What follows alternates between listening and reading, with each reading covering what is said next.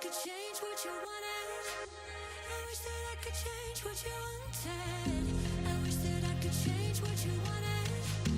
I wish that I could change what you wanted. I wish that I could change what you wanted. I wish that I could change what you wanted. Why we always looking for more? Why we always looking for more? Why we always looking for more?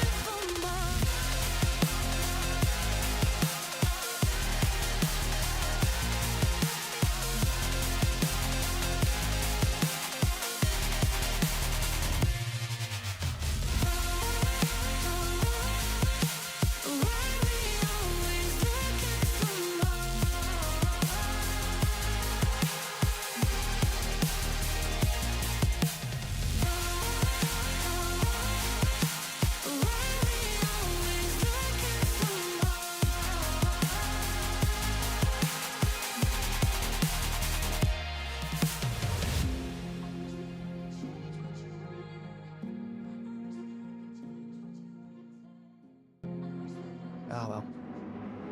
Hello and welcome to race day for the AGT ACC Belgian Grand Prix, round 8 of this championship. And following on from a very exciting qualifying on Friday night, our drivers now face 2 hours around this daunting Spa circuit. It's going to be the ultimate test of character.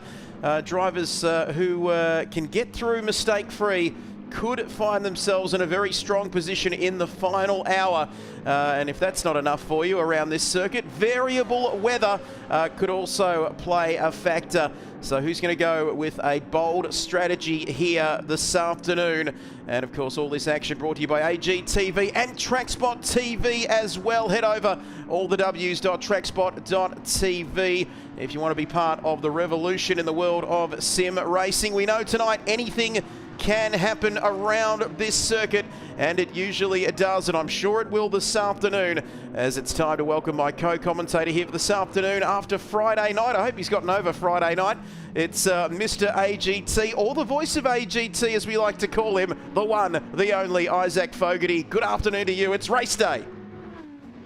Yes, hello Trev, hello everybody watching at home. It is indeed race day. We are not too far away from getting things started here in lovely Spa. What a race it has been, or what a weekend it has been for these drivers. Qualifying Friday night was absolutely electric. Only 0.04 of a second between first and second, separating Josh Truick, Matt Zanetti.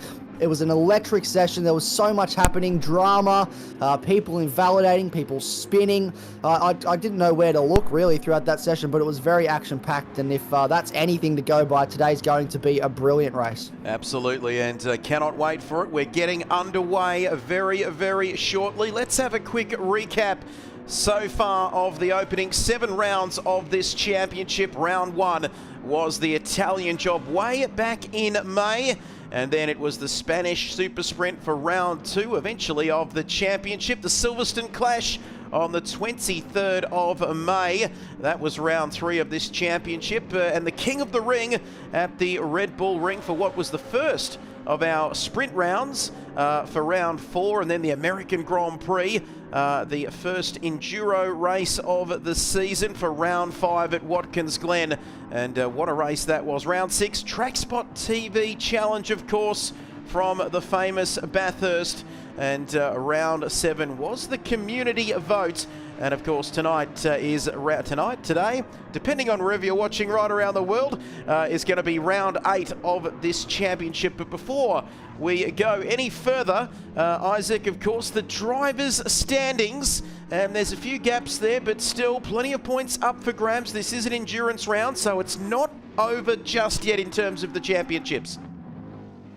No, well, it's never over till it's over, and there's a long way to go in this championship. Obviously, Matt Donetti, our championship leader, from Simon Bishop, from Josh Struick, and if any of those drivers make a mistake today, there could be a big swing in points for them. Adam Gray leads the way in Pro-Am, but Bob Norley, who's starting from the back, has a lot of pace here if he can string a lap together, and Max Silva, qualified 6th, was 10th coming into the shootout, left that shootout on the 3rd row of the grid ahead of Adam Gray, which is crucial, so he'll be hoping to claw some points back today as well. In our AM class, there's no Ian Stewart today.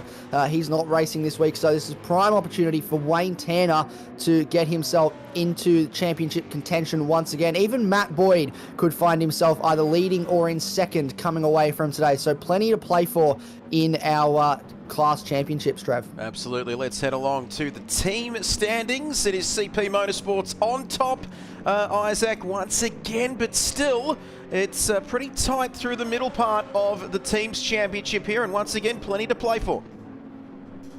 Oh, absolutely. Less than 100 points between our top 3 teams in all of the cars, besides Aiden Holton, who missed qualifying on Friday. So all other 5 cars are inside that top 10 for this race start, so that's going to be incredibly close. A few drivers missing today. Cameron Fleming qualified Friday night, not racing today, so there is only 1 car in that BCG2 cam. No Liam Tame, but we do have a reserve jumping in. It is Josh Shepherd in that car, so he'll be the stablemate for Simon Bishop today. And then Defy Motorsports, they're a bit stuck in 7th place at the moment in this championship. They can't really move forward or backwards. Maybe today's the day they can make some inroads on the top 6. Absolutely. Now, round 8, of course, this afternoon. Knockout Friday qualifying. That's done and dusted. 120 minutes this afternoon. Pit stops required and variable weather. If you don't mind, we're going to take a look now at this beautiful circuit, Isaac. It's one of our favourites. We absolutely love it here at Spa-Francorchamps. This is one of the best circuits on the calendar, and I'm not biased. I say that about every circuit, but I promise you, I am not biased. It is 7 kilometers, almost on the nose in length, 19 corners, 9 to the left, 10 to the right, 103 meters of elevation going up through Rouge and Radion, and to a 1.05 kilometer camel straight down towards Lake Com. So that's going to be a crucial run. That's the first sequence of corners our drivers will face in this race today. Plenty of opportunity to make some moves coming into Lake Com off the start. Absolutely, and then through to the final part of the lap at Blanchimont, and then the bus stop chicane there. A fantastic lap indeed. We are getting ready. We're almost ready. I can inform you that our drivers are on the starting grid. It's an incredible sight here, which you're about to see very, very shortly. And guess what, Isaac? We're less than a minute away until we go racing. Here are the cars on the grid. Does it get much better than that around here, around this beautiful Spa circuit? Look at the cars all lined up, ready to go. Well, we had 28 cars for qualifying on Friday night, and we now have, I believe it's 31 or 32 cars on the grid for the race today. So a fairly large grid, and yeah, hopefully we see some great racing as a result. Look at them all, pretty much covering that entire front, what is normally the front straight, the F1 front straight. And we're not too far away now. G'day to everybody watching in the chat as well. Nitro's mum is tuning in. A few drivers getting in to say g'day before they get underway as well. Looking very exciting there all the way over in WA. So hopefully, wherever you're watching from right around the world, Trev, you're enjoying some racing because we're about to get started. Absolutely. Keep your comments coming in. We'd love to hear from you as we are rolling off for the very short formation lap. It's a formation corner, really, in many respects, but 30-plus cars here, and we cannot wait to get this one underway. Round 8 of this championship, the Belgian Grand Prix for AGT ACC Season 2. And it gets me every single time, Isaac Fogarty. And you can just feel the nerves. If I'm nervous up here, imagine what these drivers are going through. It's going to be Struick, Donetti, front row of the grid, then Bishop and Simmons, Henderson and Silva on that third row as we are getting ready to go racing. We're away here at Spa. Green flags are out, and Josh Struick there struggling off the line. He's given up the lead to Matt Donetti. Incredible stuff, and Simon Bishop is also having a look here as we come down the Kemmel Straight for the first time. Yeah, I think there was a little bit of confusion there from the drivers about when to go. And it is not been the best start for Josh Struick. That Mustang not off the line as well as he would have wanted. They're still side by side with Simon Bishop as we run through Lake Holm for the first time. Everyone trying to find their own bit of real estate. But it looks like everyone's gotten through cleanly. Braden Henderson's up the inside and Matt Simmons in the background as well. So there's battles going on galore. And I believe that's a place for Braden Henderson. So he's up to 4th off the race start here. What a strong start for the Team XV driver. Obviously, a race win last time out at the Nürburgring, the Nordschleife. He was dominant there, and he's looking to do something similar today with the pace that he's got. But it is Matt Donetti leading the way in this race from our pole sitter, Josh Struick, Simon Bishop, then this man, Braden Henderson. And when the order corrects, I believe you'll find it's Matt Simmons, then Max Silver, who has not gone backwards off the start. He's stayed in 6th place, so that's a strong start for him, but he's got 2 very angry TTR Westside cars right behind him. Oh, absolutely, and nothing better than a couple of angry Mustangs for us here in the commentary box, and for all of our viewers at home. We see you out there. Stay with us right throughout the course of your afternoon, even in WA where it's sort of mid-morning over there, or wherever you're watching right around the world. We are about to complete the opening lap of this 2-hour race. 2 hours or 120 minutes, same as I always like to say, as we go through the bus stop for the first time. Matt Donetti, 1.4 seconds. Can anybody catch car number 51 here after the opening lap? Well, I don't think Matt Donetti will be hoping so. I think he'll want to just pull away. Can confirm Riley Nicholson is in the pit lane for damage repair. He had contact with Adam Gray on lap 1. So that is the, I believe the, trying to think of the number here, the number 6 CP Racing Aston Martin is back in the lane for repair. So that's frustrating, being so early on in this race that you're already going to go essentially a lap down in this race, and a lot of work for him to do to come back, but crucial as well. Oh, here we go. Sorry, we'll come back to that because Simon Bishop, he's having a look. Oh, there's a car off in the background as well. I can see a car in the wall. It's all going on. There's cars 4, 5 wide. Everything is happening. The gloves are off here. And trying to work out, that's Max Silver that had contact with someone there to send him into the fence. That's heavy damage to the side of the 75 car. Not good at all. Cars are still side by side. It's all going on here back in the pack, Trev. Absolutely. Barely time to draw breath here because Max Silver, one of our favourites, which we always say we don't have. That's an almighty bit of damage cosmetically around the outside of that Mercedes AMG car. We caught the back end of it. We saw it happening in the background, wasn't it, on our cameras, our spectator cameras. And big shout out to the makers of this game, Foggy. If they could put a replay function in, that would be fantastic. But that is going to be disastrous for Max Silver. Not the end of the world. But will he come in to fix that damage? We'll wait and see what his pace is like. But let's have a look lower down the order. We've got some Pro-Am battles happening here too. Wayne Tanner leads Mr. Worldwide in M. Boyd. Yeah, it's the Pro-Am battles. So that's the Pro-Am Championship right there. A bunch of cars in the lane. 26th down is in the lane. So that's Bob Norley, Adam Gray, Daniel Wood, Aidan Holton, Adam Joy, James Hammond, and Riley Nicholson, all coming in for damage repair early in this race, and that's a gut kick for all of those drivers. They will be spewing that they are so far down the order, but it looks like they're all coming back out onto the circuit now, besides Adam Gray. Adam Gray, our Pro-Am Championship leader, and Max Silver, who's hoping to make inroads. We'll just hope that he can hold on to wherever it is he's sitting. But this is George Takacs. He's off to a good start. Matt Boyd on our screen. George Takacs, though, his teammate, off to a good start, up to 25th. Interesting to note, he had a 5-place grid penalty that he had to serve for impeding James Machin. Yeah, for impeding James Machin in qualifying. So that dropped him back quite a few places, as we see Josh Shepherd now into the pit lane as well for damage repair. So it's all happening here in the first 5 minutes, Trev. It's action-packed. Well, you certainly can't win the race in the first corner or on the opening lap, but you sure can lose it, said some famous F1 driver, I'm sure, at some point in time. But we're only 6 minutes into this race. There's Jay Shepherd, and there'll be no sheep following him, let me tell you. Oh, that's not where the pit lane... sorry, I'm more familiar with the F1 layout, but let's head... 2 seconds?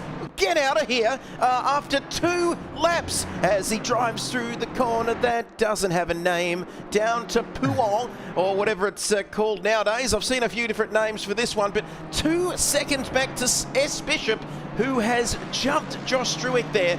As we saw off the start line, a second between those two. Henderson up in third, and don't forget about Matty Simmons and Carter. Is it just a holding pattern here early in this race, given it is an endurance round, just the 2 hours, which isn't much when you say it quick, but what's going through these super fast guys at the front? What's going through their minds? Are they thinking about getting into a rhythm with their lap times, just trying to conserve some of that tyre wear early in this race?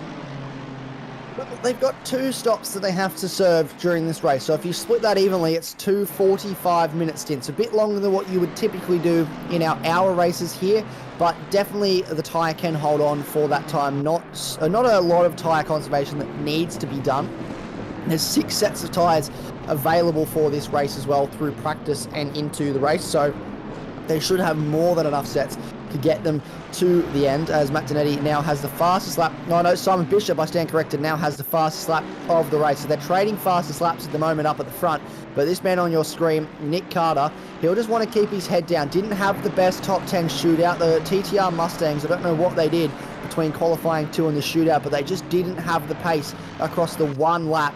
And hopefully they've made some tweaks to make sure they have the pace in the 2 laps that we have, or the 2 stops we have today. Probably close to, I don't even want to try and calculate how many laps we're going to do today, but it's going to be a lot, Trev. 2 hours of racing. Here we go. This is Matt Simmons having a look up in front at Braden Henderson. There's a move on the way down to Lakecom, and he draws alongside, drives right past him, just sort of walks past him really, and that's back up into 4th spot for the BCG2 driver. He's been quick. We haven't seen him too much this season, Trev, but every time he's been in a race, as he always is, he's been quick. Absolutely. Trivia time, of course, for this man on your screen. He's won more GT7 Academy Championships than Max Verstappen. They are big, big stats, aren't they, Foggy? As we see this man, and Max might say, well, I've got 4 World Championships. I'm pretty happy there with that. But around the Prix corner we go, downhill there for the BMW. Now, Matt Simmons, he's had an interrupted season. He's missed a few rounds, of course, but when he's been here on the track in that beautiful car number 8 that he loves driving in this championship, he has done quite well, hasn't he? And he's always been there or thereabouts. And it's about time I clicked off Matthew Simmons, I think, as we take a look at Carter, not too far behind him. As you can see, more importantly as well, Matt Donetti is not checking out at the front. Simon Bishop stole that fastest lap from him. That's how he'd talk if he was talking about it.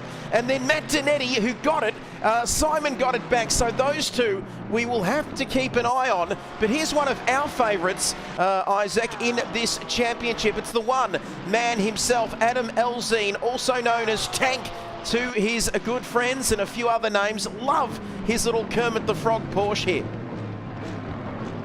Yeah, and he invalidated his lap in qualifying after getting a big ups from Liam Tame, who joined us in the commentary box on Friday night. So Liam got around him, gave him the big old, how good is this guy? And then he invalidated his qualifying lap, started 10th, and he's gone backwards so far in this race. So not the race start he would have wanted, but there's a long way to go. He had a massive crash at the last endurance race we did in Watkins Glen, and there's the conversation in around that was just to keep his head on. He's a young fella. It's so easy for these drivers to get hot-headed. He's got a long time left in his career. No doubt he'll go on to do some amazing things in virtual racing and maybe even real life racing. Who knows? But he's doing a great job at the moment, up into 12th place, sitting quite strongly chasing down Max Silver, who is carrying some cosmetic damage, and we'll have to keep a close eye on what happens to him as this race progresses. But class leaders at the moment, we've got Sheepers leading the way, and for Defy Motorsports 2 in the Pro-Am class, followed by Nathan Hutton and then Max Silver in third, and Matt Boyd now crucially leads that AM class. Absolutely. Don't forget 3 separate classes, Pro-Am and AM class, but look at Mr. Boyd here leading the way over Wayne Tanner, and Wayne Tanner had his struggles leading into this afternoon's race. Of course, I saw him in one of the practice lobbies, and you know the old saying, Foggy, what you see in the practice lobbies stays in the practice lobbies.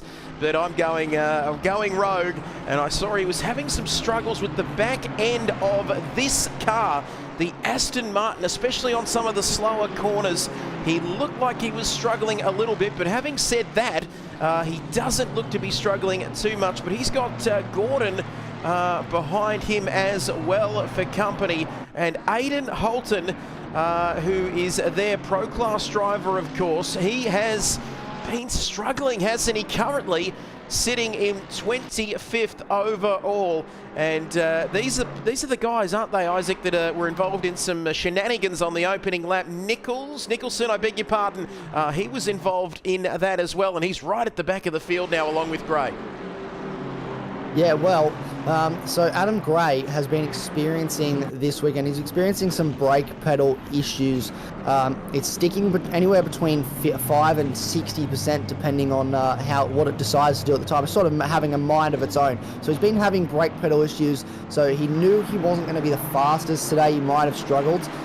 But he's been trying to work on it, trying to manage it, but obviously didn't go his way on lap 1. Something might have happened with that brake pedal, not too sure. We'll have to have a look into that. I'm sure they'll be all over it in the TTR Southside garage, poring over the data, trying to work out what's happened. But yeah, not the race start that he would have wanted, and a great opportunity for Max Silver and even Bob Norley, who's currently sitting in 26th place, to pull some points back on this man to really open up that Pro-Am Championship. Absolutely. 32 cars in the field. Good to see we haven't had any disconnections or any drivers dropping out with 1 hour and 47 minutes to go. This is round 8 of this AGT ACC Season 2, and I was invited to jump on board and jump in the commentary box and do a bit of this broadcasting of this championship, just to understand the history and the work that goes in behind the scenes. I managed to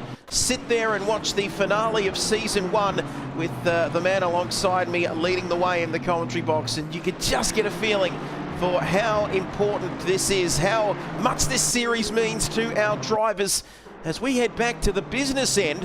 What's that? 1.5 seconds now is the gap, and there is Simon Bishop.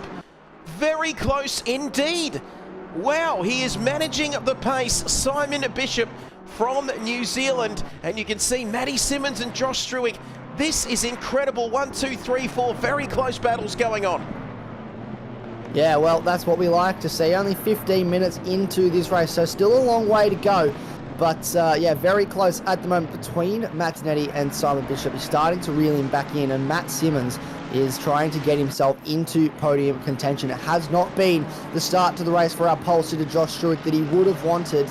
Down 2 spots already, looking like if this continues for Matt Simmons, he could lose a third. So something's happening with those TTR Southside Mustangs, and there's a bit of work that needs to be done in the pit stops, I'm sure, to tune them up just right to get them going to the end.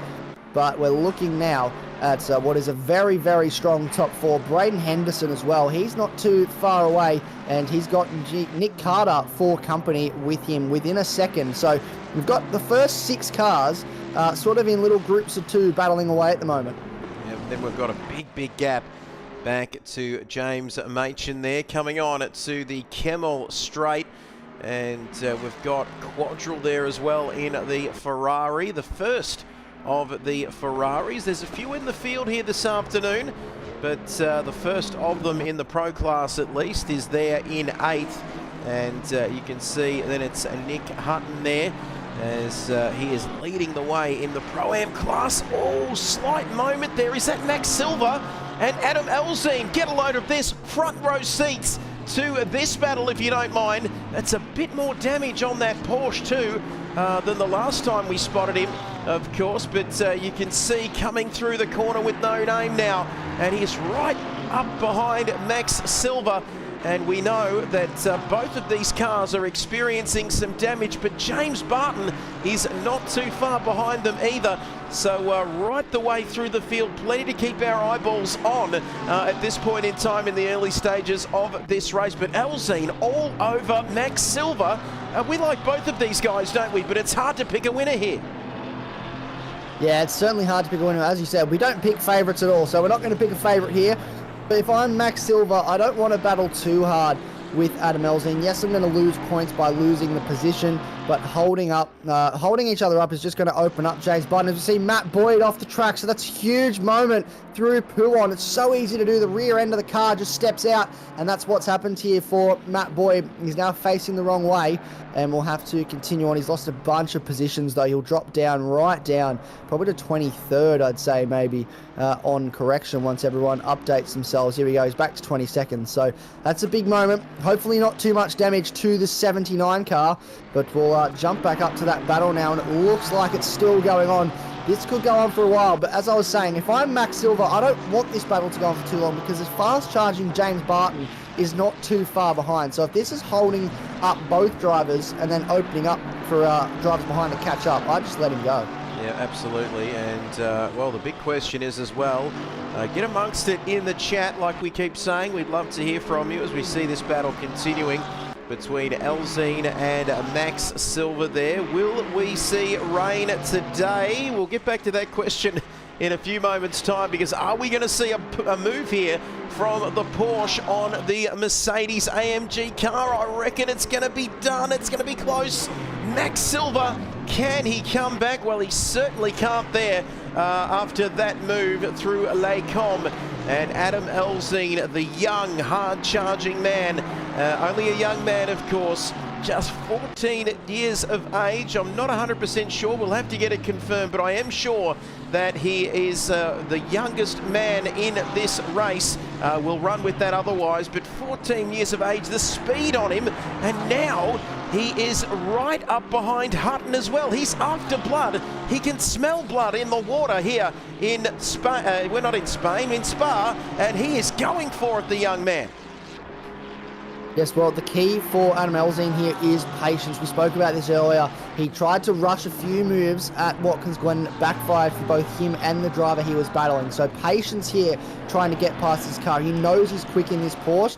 He just needs to execute the way that he has with that move on Max Silva. It was a very nice move between both drivers, and wasn't too hardly fought between Max Silva, but now James Barton has closed up to the back of him as well. So there's a bit of opportunity there for James Barton maybe to invite himself to the party, but then there's a fair way back, 7 seconds back to Frank Horvath. So this battle pack, they don't want to hold each other up for too long, but Adam Elzine here, he's going to have a look. He'll wait, he'll bide his time, he'll be smart about it. As you said, only 14 years of age, but there's plenty of experience behind the wheel already for such a young racer, and we'll see what he can do as this race progresses on. I'm just having a look up and down the field, and any close gaps.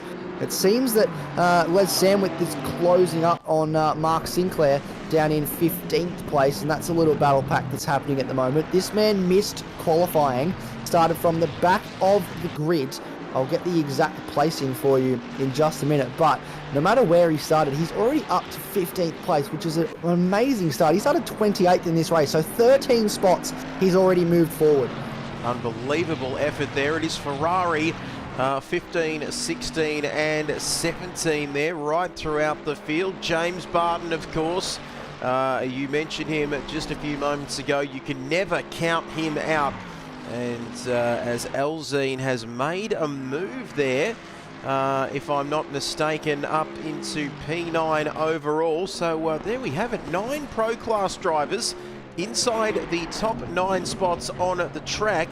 And what is that? Another 9 of them in the Pro-Am class. Oh, that looked a very silly salmon there from Sandwith, but he's managed to keep it all together, thankfully, as we are 20 minutes into this race already, which you know what that means for everyone watching at home. That means we've got 100 minutes of this race left about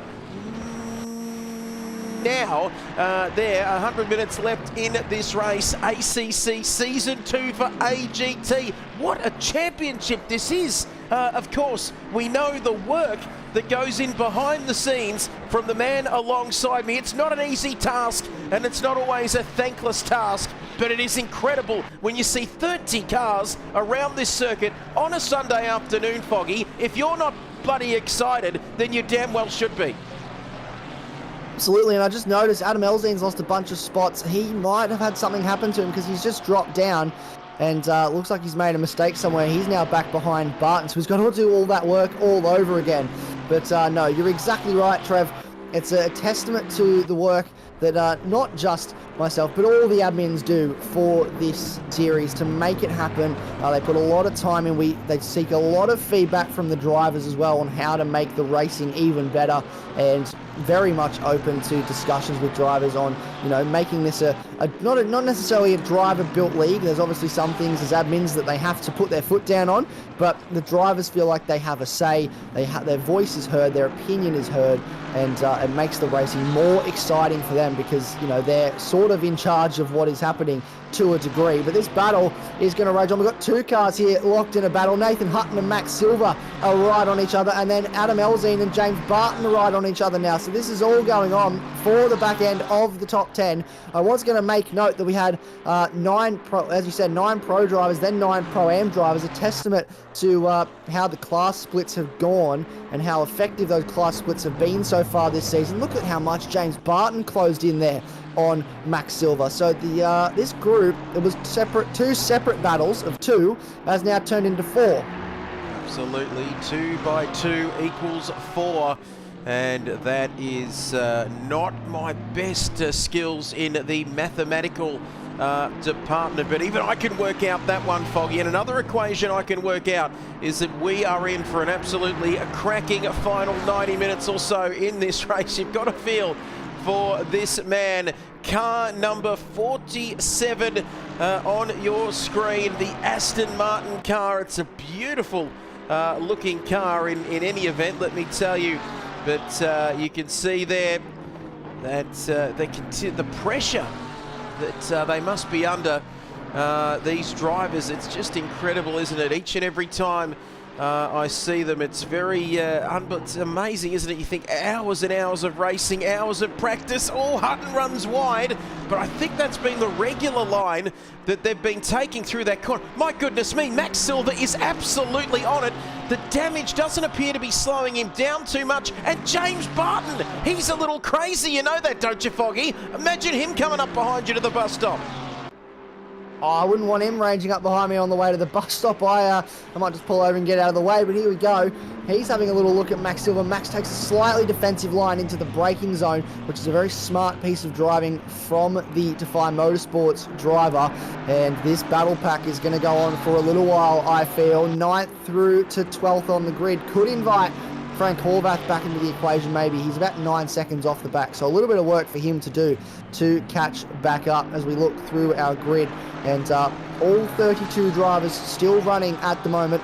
Obviously, you have to make 75% race distance to be classified, so you have to complete 75% of the laps the leader completes if you want to be classified by the end of this race. So not sure what that lap count will be, but these drivers will keep going and until they feel like if they've done enough to be classified, and then if you're right at the back and you've got too much damage, you might retire. But hopefully they all stick around. Here we go. This is so Adam Elzine's gotten past. I just noticed in the background James Barton, so that's a change of position. The Porsche moves up a spot, but Max Silver just doesn't have the straight line speed to keep up with that Aston Martin at the moment, and he's falling behind. But crucially, Trev, I've noticed up in the top left-hand corner, not really the corner, but where the weather is, the cloud coverage is getting heavier, and I'm really hoping that we see some rain, because we haven't seen rain at all this season, and I'm very excited to maybe have this racing mixed up by a bit of rain. Absolutely. Track temperature 34 degrees. Air temperature 27. No real wind to speak of, although as I say that, it has changed direction but with 0 kilometers per hour, it doesn't really matter anyway. But look at that, 30 minutes down the track. It's getting cloudy, and we're going to see little spots of rain coming our way. Let's wait and see. But James Barton, I know there's more battles going on further through the field, but this is really taking our attention at the moment. James Barton there, 91 in the Ferrari all week, leading into these races. All I get on my inbox is, show me on the stream, I'm doing this, and are you streaming, and blah, blah, blah. James Barton, like I said, he likes to do things differently, and that's what we love about him. And he's right up behind now, but Adam Elzine's having a go down the outside of the bus stop. He's got it done. It was like Max was standing still. Yeah, I think Max sort of realised maybe two into one doesn't really go through the bus stop. Let him go, and he might fall victim now to James Barton. But Adam Elzine is incredibly fast at the moment. He's on a charge to come back through after that mistake, and Max Silva knew not to fight that one too hard. But that'll put him under pressure now, down through and up Rouge and Radion. And then look how close that Ferrari of James Barton is to Max Silva. So this could be another change of position. This could cost Max Silva here if he cannot find the legs down this straight. Here we go. Down the Camel Straight now. Sitting in the slipstream is James Barton. How close can he get? He's not too close. I don't think he's close enough that he's going to be super close to make a move on the way in. He could be late on the brakes, but he's not close enough this time. He'll have to stay in behind. And Max Silva gets away with it for now, but he'll have to settle into a rhythm, try and maintain that gap if he doesn't want to lose another spot and drop all the way back to 12th. Absolutely, it will be a very hard work if he needs to come back here. We might do a quick recap of our standings here, half an hour into this race. And you can see there, get your votes coming in, of course, on YouTube. We are going to both platforms, Twitch and YouTube, for people who don't know what both platforms are. And the 100% vote is in for rain. 100, no, it's changed now. 67 say yes, it will rain, and 75, the votes are coming in, and it's evening up now. They're going mad in the voting polls, Foggy. That's the beauty of democracy here in the Adrenaline GT chat. You can have your say, and 75% think that rain is imminent and it is on its way. Well, we can tell you that it's not on its way, at least for the next 30 minutes. But this is our race leader, who is maintaining the gap, he's got some traffic there ahead of him, but then Simon Bishop in second, and then it's Josh Struick in third. Our pole position man not having the sort of race he would have expected, but some of these gaps now are just starting to pull out a little bit there. Then Carter Henderson, we're waiting for Henderson there. You can see 3 seconds further back, James Machin now, who was 10 seconds away from that leading pack, and then it's the first of the Ferraris there. As we continue that battle, Elzine is through. Is he through on Hutton as well? So Hutton has dropped back behind Adam Elzine. This young man is just pure excitement here in this championship. That's what we love to see, the fire in him to make those moves. It's the exuberance of youth, Foggy, that is getting it done for him, and he's super quick as well. Yeah, he's flying at the moment, and speaking of flying, here comes James Barton on the back of Max Silva. He's a lot closer this time to get the move done. Draws alongside, draws past him, and he is now up into 11th spot, so that drops Max. He's gone from 6th off the race start with that contact early, now back to 12th. And a great comment has been made by one of our resident admin, Josh Green, in the chat. He said that Max needs to pit to get that clean air and fix the damage, and I couldn't agree more. It's so crucial now with everything that's happening so far in this race. We know there's no rain for the next half an hour. You've got about 15 minutes until most drivers are going to start thinking about a pit stop. So I would pit now, use that 15 minutes to give yourself a bit of clean air, fix your damage, and then just run out in front sort of on your own. Look at that massive gap. There's the last car's going through the comm now. The first car then that's next is just coming through the bus stop. So there's a huge gap and a great opportunity for Max to get himself some clean air. So maybe he just needs to start thinking about doing that. Absolutely. There's a car struggling there Looked like a single-figure number there. Not Matt Simmons, I hope. No, is it Matt Simmons? No, it can't be. He's continuing on there. As let's take a look at some of the drivers lower down the order. Here is Bob Norley in the 82 Mercedes-Benz, right up behind Aidan Holton, who is working his way back into this one. Still plenty of work for him to do, however. But Aidan Holton now in the BMW. You can see him just ahead of this man, Bob Norley, as Nicholson comes in to the pits from well down the field in P32 there, overall in the Pro-Am class. And you can see Boyd as well, after that huge incident he had. He's still well down the field, isn't he? He was well and truly in that battle between Tanner and Twining there. But as well, you can see third in the AM class with Hammond and Takax. Always love my man Takax, let me tell you, because, oh, down the inside, that's not for position, surely? No, that'll be a lap car coming through. Max Silver is coming to the lane, so he's heard us talking, and he's jumped into the pits. So he's serving his stop. That's Takax getting out of the way of Matt Simmons there. But 12th place is into the pits. Max Silver is into the lane for his stop. A minute worth of damage that he has on that car, so he'll have to sit there for quite some time to get that damage repaired for over a minute in that pit box. Here he goes, pulling up to his box now. They'll lift the car up, he'll repair that damage, and he'll be back out on track in no time at all, hopefully still in that clean air, because look at that gap they've only got a car coming through Blanchimont now, so this should be a perfect opportunity for Max Silver to find himself in clean air here.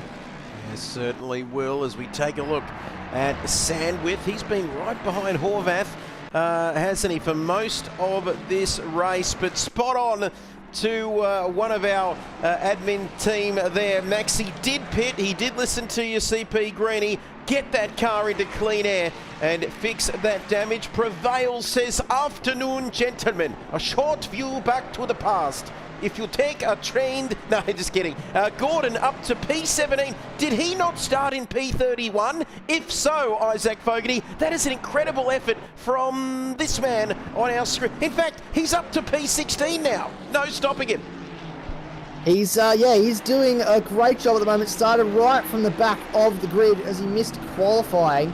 And he is, a bit of curb usage there for Gordo. He runs quite wide. That might be a track limits warning for him, but no, he started right at the back, up to 16th place, which is great. Les Sandwich started 28th, he's up to 13th, so a couple big movers so far in this race.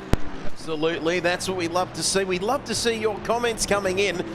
17 minutes on the voting there. Will we see rain? And given it is Spa, there is a big chance as James Barton into the pits.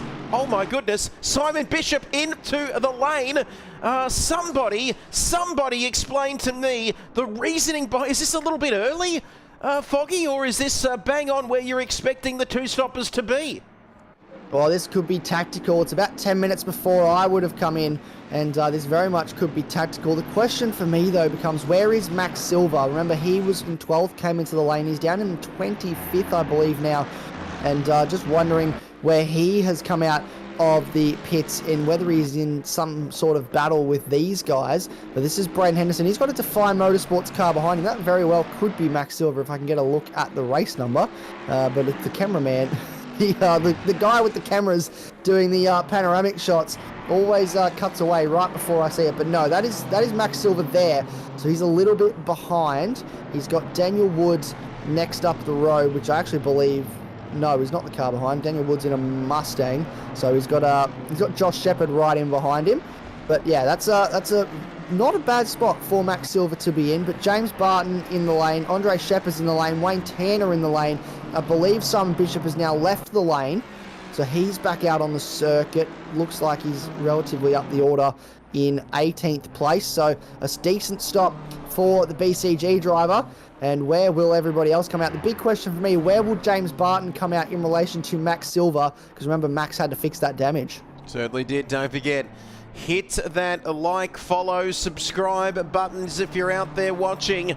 because this is a classic race there. Simon Bishop, why are we looking at Simon Bishop? Well, the reason we are is that he is in clear air, and that is what it is all about there. He's still got that fastest lap of the race as well. And let me tell you, he's got that number 1 on the side of his car for a reason. It is because he is our reigning pro champion, of course. But let's have a look. Matt Dinetti into the pits as well. So Simon Bishop has pulled the pin. Quadrillin as well in the Ferrari car number 67. But let me tell you, and is that Struick in? No, that was another Mustang I was looking at. So Struick will take the lead with Matt Simmons not too far behind him. But I'm interested to see where Matt Dinetti will come out, and where Simon Bishop will be. We'll have to keep an eye on that one to see whether the undercut or the overcut is more powerful around this circuit. They've got a little bit of a gap on the track. It's not like F1 though, where you've got 100 engineers telling you whereabouts the gaps are going to be, of course. Isaac, you've really got to sort all this stuff out on your own. Yeah, no, you're pretty much on your own at this point. Matt Dinetti, that stop will be to try and cover off Simon Bishop. You'll have seen that the number 1 car was no longer in his rearview mirror, and will have come in to cover that undercut that Simon Bishop is trying so hard to cover off. He's now come out of the lane. It says he's in 14th, but I think we'll have to wait to see what the correction is on that for Matt Dinetti and whether Simon Bishop did jump him. They're coming along the Camel Straight now, though, and I believe he may still be in front. So we'll get confirmation of that when the timing updates itself. There he is. And where is the number 1 car? Behind. So he's just over 2 seconds behind. So that has worked in Matt Dinetti's favour there. That gap has actually grown a little bit.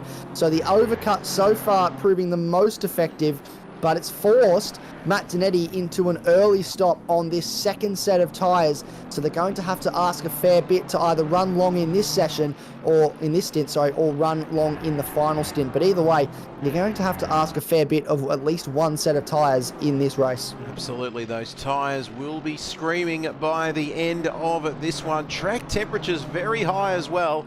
It is hitting 34 degrees there, as you can see. Cloudy conditions with no real chance of rain here so far. Bishop and Dinetti, I wonder where that's going to leave our leaders. Matt Simmons has decided to come in. There he is. So you can see the other drivers there. They're a little bit further back as we come into the pit lane. A very narrow pit lane as well here at Spa-Francorchamps, as you can see there. Into the pits comes Simmons. Henderson still continuing on along with Carter. So that is a beautiful looking car, isn't it, if I don't say so myself. The black and gold Mustang. Love the look of that car. Struick continues to lead. Now, Josh Struick has a habit of running long and deciding to stay out of course, and sometimes it works, sometimes it doesn't. You can see Simmons there, but if you're further down the field, is there an opportunity to go long and potentially cause some issues for the pro class guys? But as we always say, it's not really their battle, is it? Especially if you've got your own battles in the midfield. Yeah, well, absolutely. And we saw in Watkins Glen, Josh Struick ran long and did an alternate strategy to everybody else. We questioned it. It paid off, and he won a considerable margin. So he could be doing the same thing again today. Never question a man who's doing something different than everybody else, because he's always up to something. And that's certainly true for the man on our screen, Josh Struick. This is not his first rodeo by any stretch of the imagination. You don't know exactly what he's doing. We're going to ask a lot of questions of him here as Mark Sinclair comes into the lane, but the question then becomes, how long does Josh Struick run for in this stint? Does he run to the 45-minute mark, so another 5 minutes on these tyres? Does he run longer? Does he try and go for an hour, put the last two stints into half an hour sprint bursts? We'll have to wait and find out. That's all questions that we'll answer very soon, but our lead pack for now stays out. So it is Josh Struick from Nick Carter, from Braden Henderson, from Adam Elzine up into 5th, because he is yet to stop. That's James Machin coming into the lane. Will Adam Elzine come into the lane this lap as well, or will he continue on? He continues on, so he'll move up into 4th. And then it is Nathan Hutton currently leading the way in the Pro-Am class. Ducks into the pit lane. Frank Horvath is 15 seconds back, so a fair way behind, but he's got a little bit of a battle pack going on here.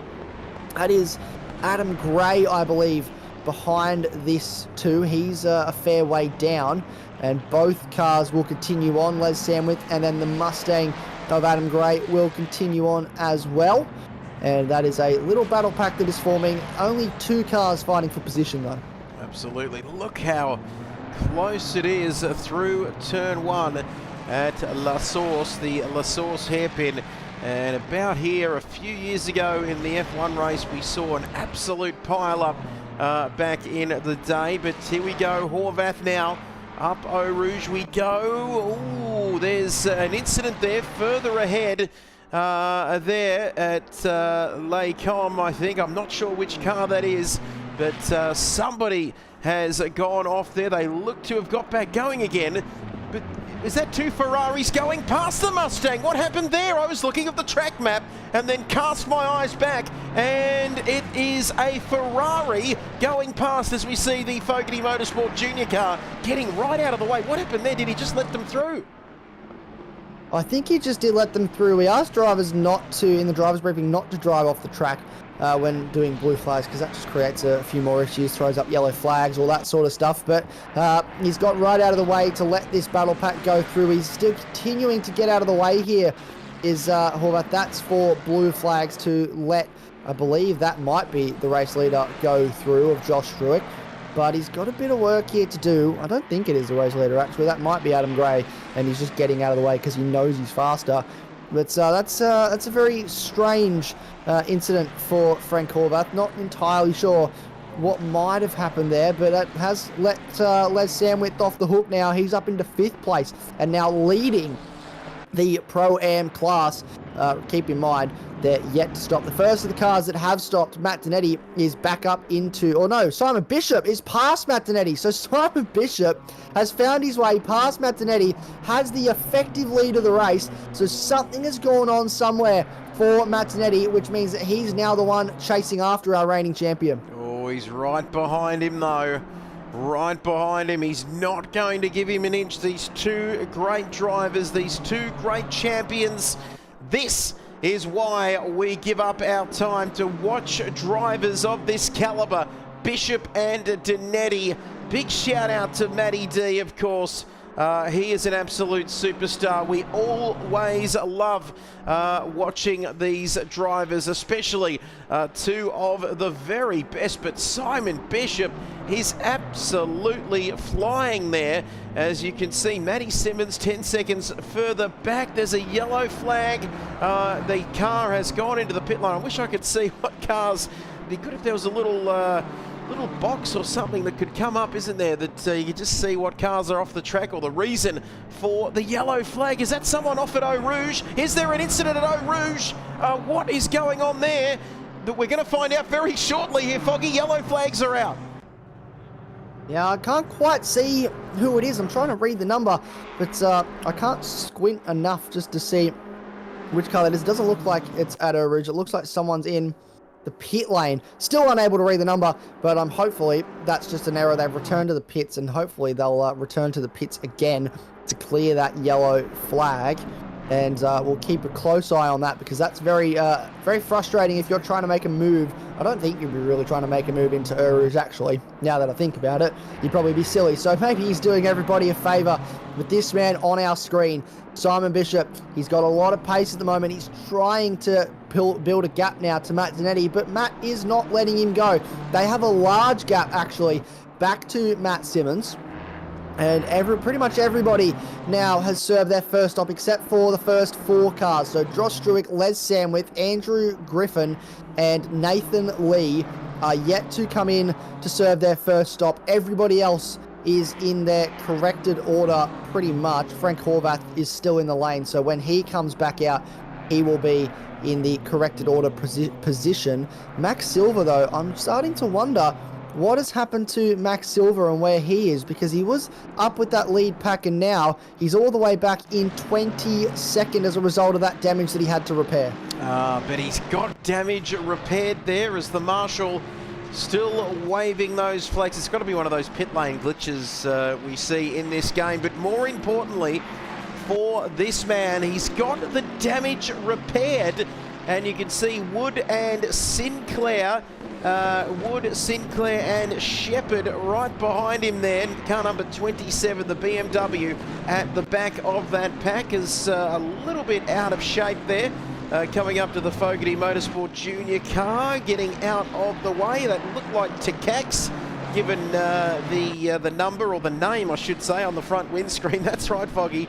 I'm rocking it now on a 32-inch screen, so I can see everything. I can even see the drivers changing their minds. That's how much I can see now. Don't you worry about that at home. We will not miss a thing for the remainder of this race, but everybody in this bottom part of the field has made a stop. Where else can we look? Hutton here, just a second behind Norley.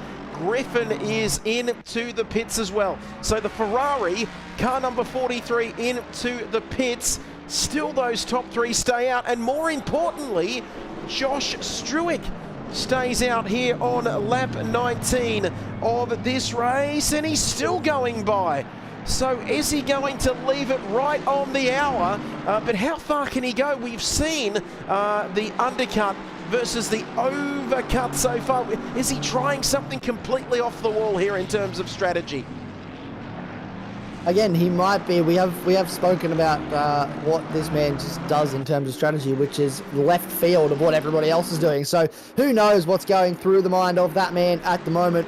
He won Watkins Glen by doing something different. He might be on for a strong result here by doing something different. He will ask a lot less of the tyres when we get to the end of this race, especially considering he now only has to do exactly 45 minutes on each set of tyres if he wants to, whereas everyone else has to do a longer stint somewhere and ask more of a tyre at some point. So he's taking his pain early to hopefully have an advantage towards the end of this race. He's got, I believe that's Bob Norley right in behind him in the Team XV Primer not BMW, Mercedes. I'm getting my car brands mixed up, Trev. What is happening at the moment? But we're 48 minutes into this race, and what a race it has been so far. 3 cars yet to serve their first of their mandatory stops, but looks like Simon Bishop will inherit the race lead once they do. He certainly will. Matt Donetti is very close behind him there. Never count M. Donetti. Don't forget the 2 Ds.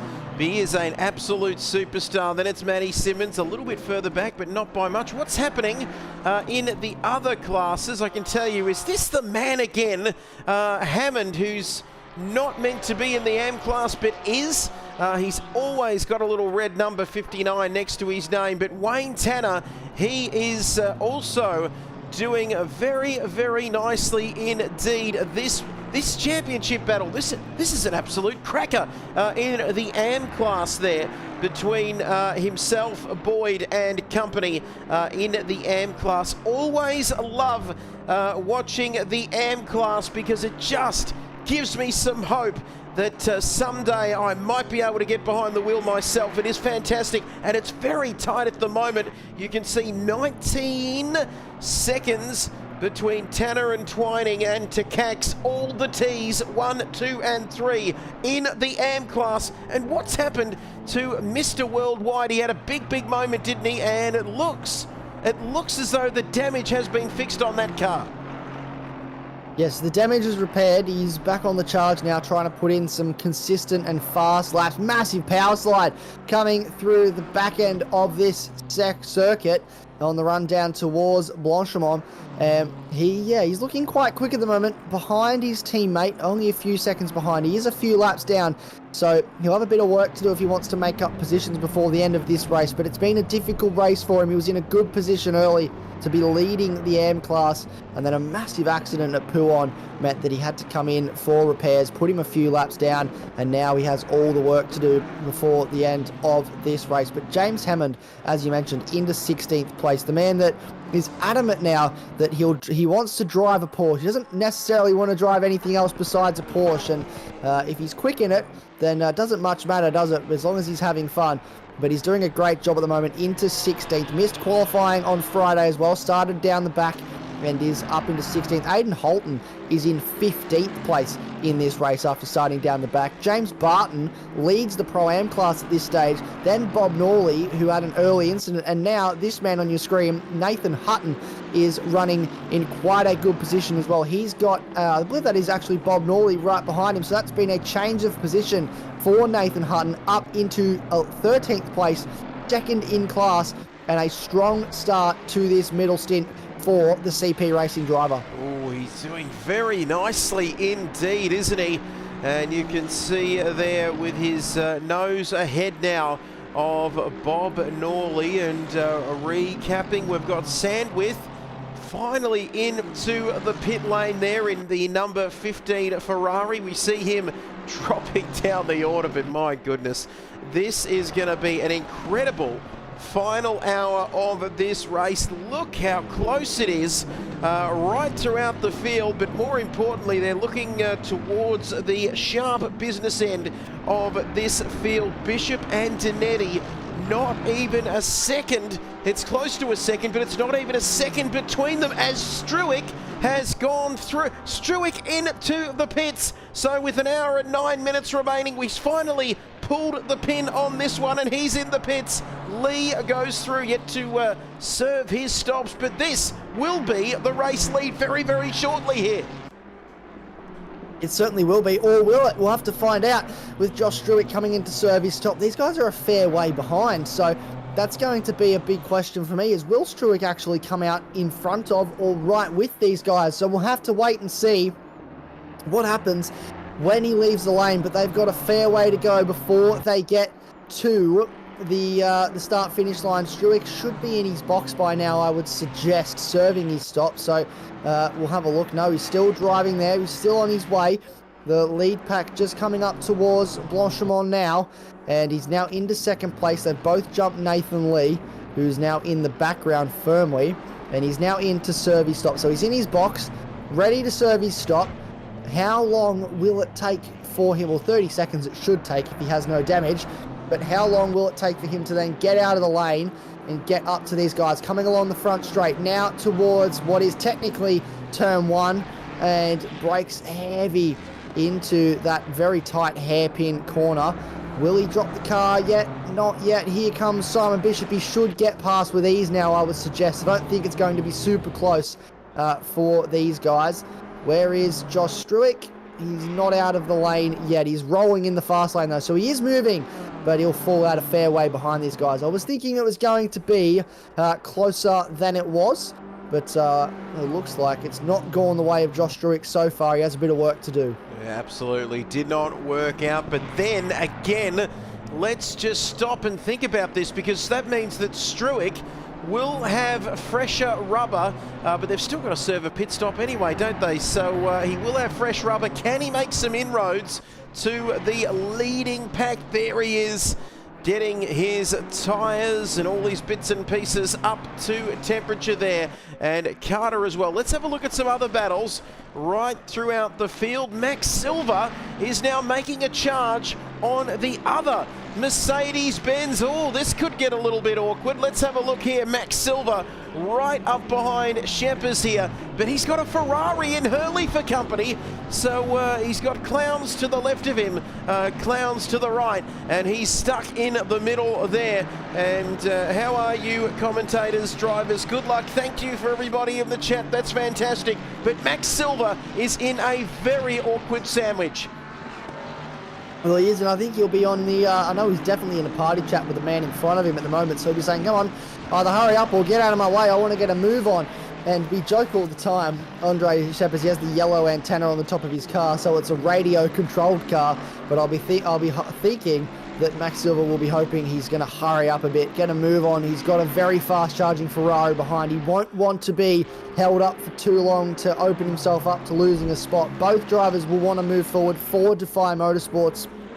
I know somewhere in Western Australia, the team boss, Prevails, is watching along and cheering his boys on, and they are doing a great job so far. 19th and 18th, the best place Defy car at the moment, I'm trying to have a look, I believe actually is the 18th place car of Sheppers, and hopefully these guys can continue to move forward. as this race rolls on. But it's a fairly close battle between these three cars at the moment for the back end of the top 20, Trev. Well, I couldn't agree more, and you and I'd like to agree with you because that's how good of friends we are. And fun fact, of course, this team that is on your screen, car number 75, I believe they were Interforce Racing at one point, weren't they? Was it back in season 1? So there's a little bit of trivia to get you through the rest of your afternoon, but it is going to get very awkward with Andre Scheppers there. Car number 22 just ahead of Max Silva and his gigantically fluorescent aerial, and you know for a fact there's Scheppers, Silva, was it going off there, and that's going to leave him open to the 100 Ferrari of M. Hurley. It's going to leave him open indeed. What will happen now as we run towards the bus stop through Blanchemont? Flat out as much as you can be through here. Max Silva, though, he's too far ahead for Hurley to do anything this time around. He's definitely got the pace in that 75 car, just needs to keep it mistake-free. Not a super tidy run through that bus stop for the 100 car. Ran a bit wide through the first phase of the chicane, and that compromised his line, and he's now lost out a bit of time to those cars in front. Let's just talk about Max Silva for a minute if we can. The man is currently sitting third in class this season. Hasn't had the best start to the season.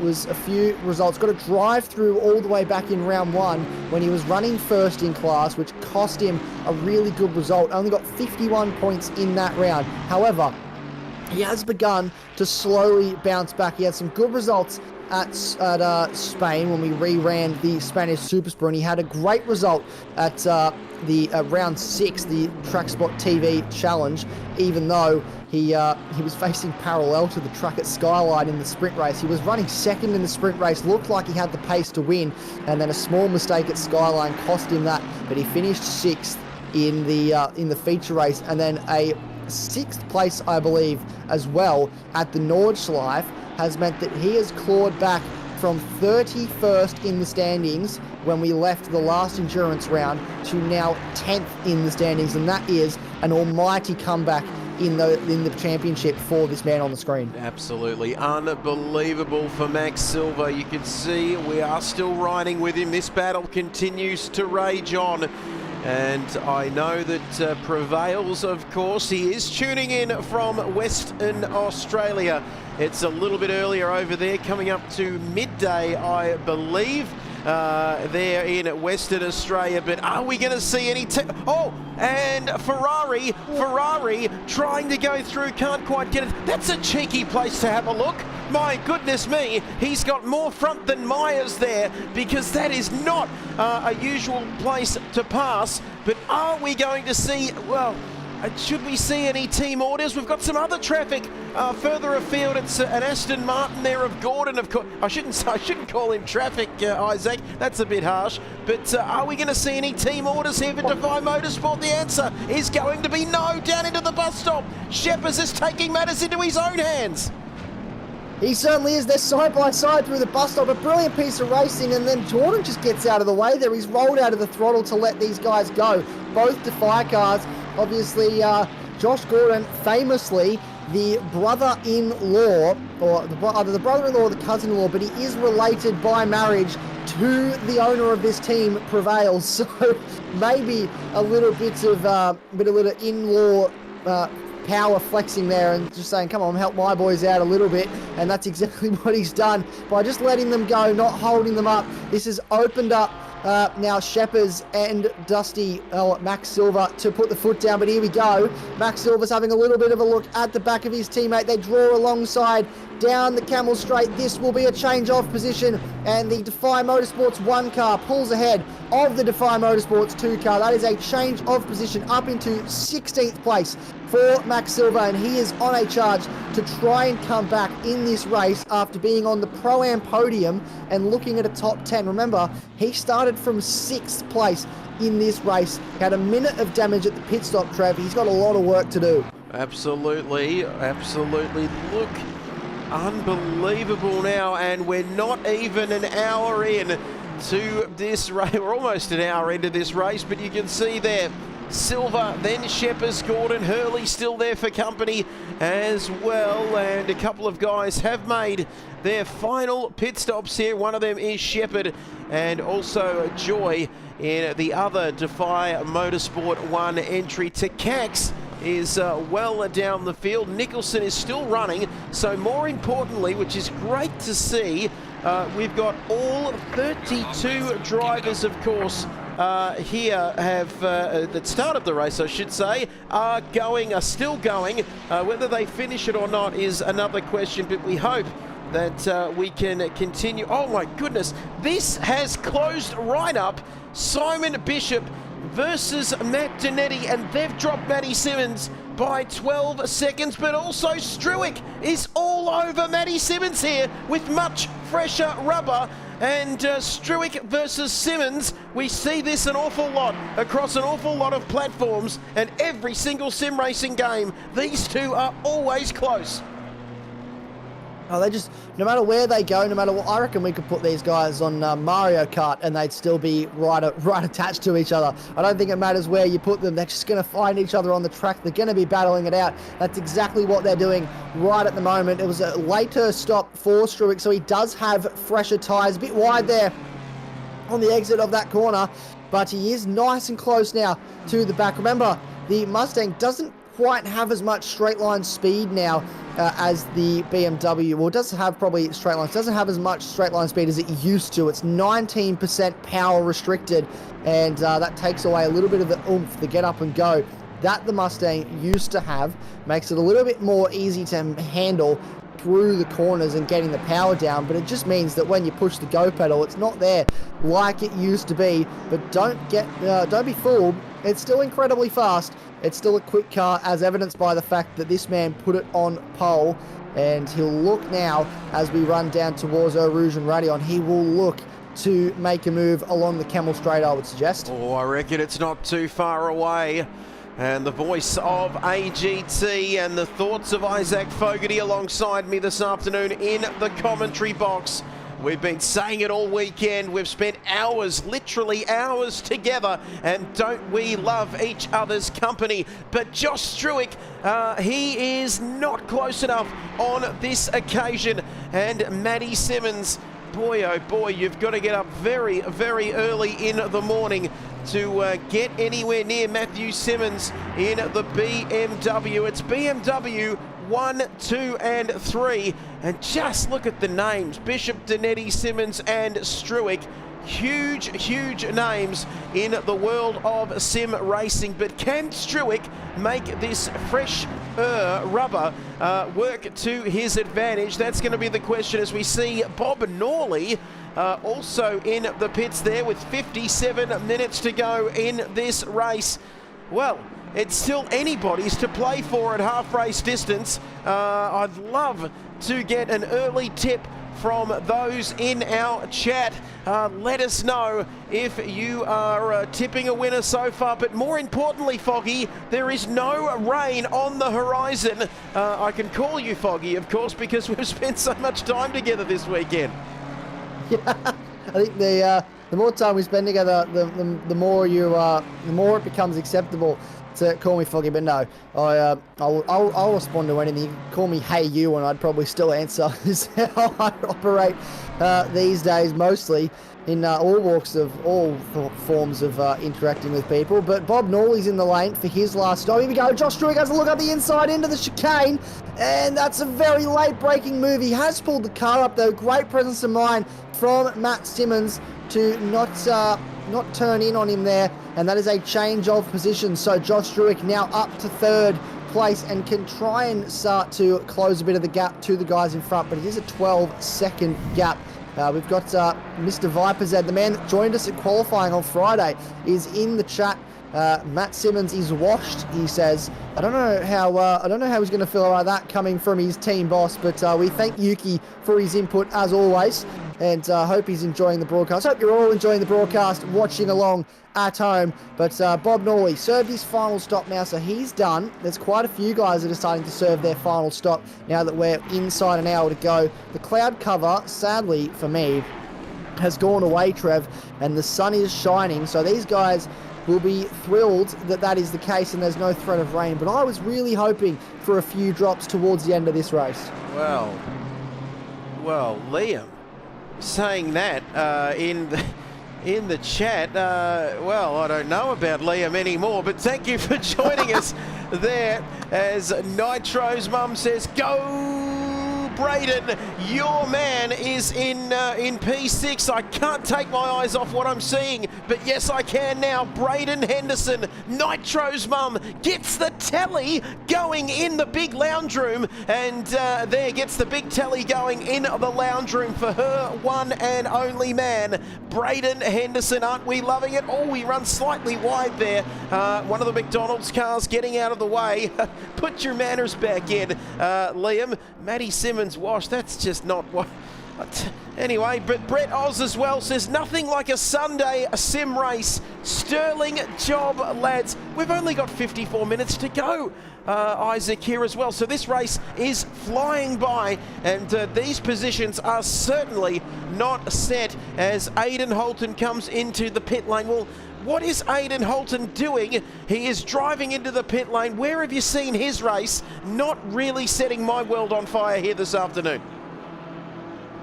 Well, that's the thing. He started from the back, had a few incidents early. He's been a bit quiet. This will be his last stop. And that's the thing to keep in mind as well, Trev.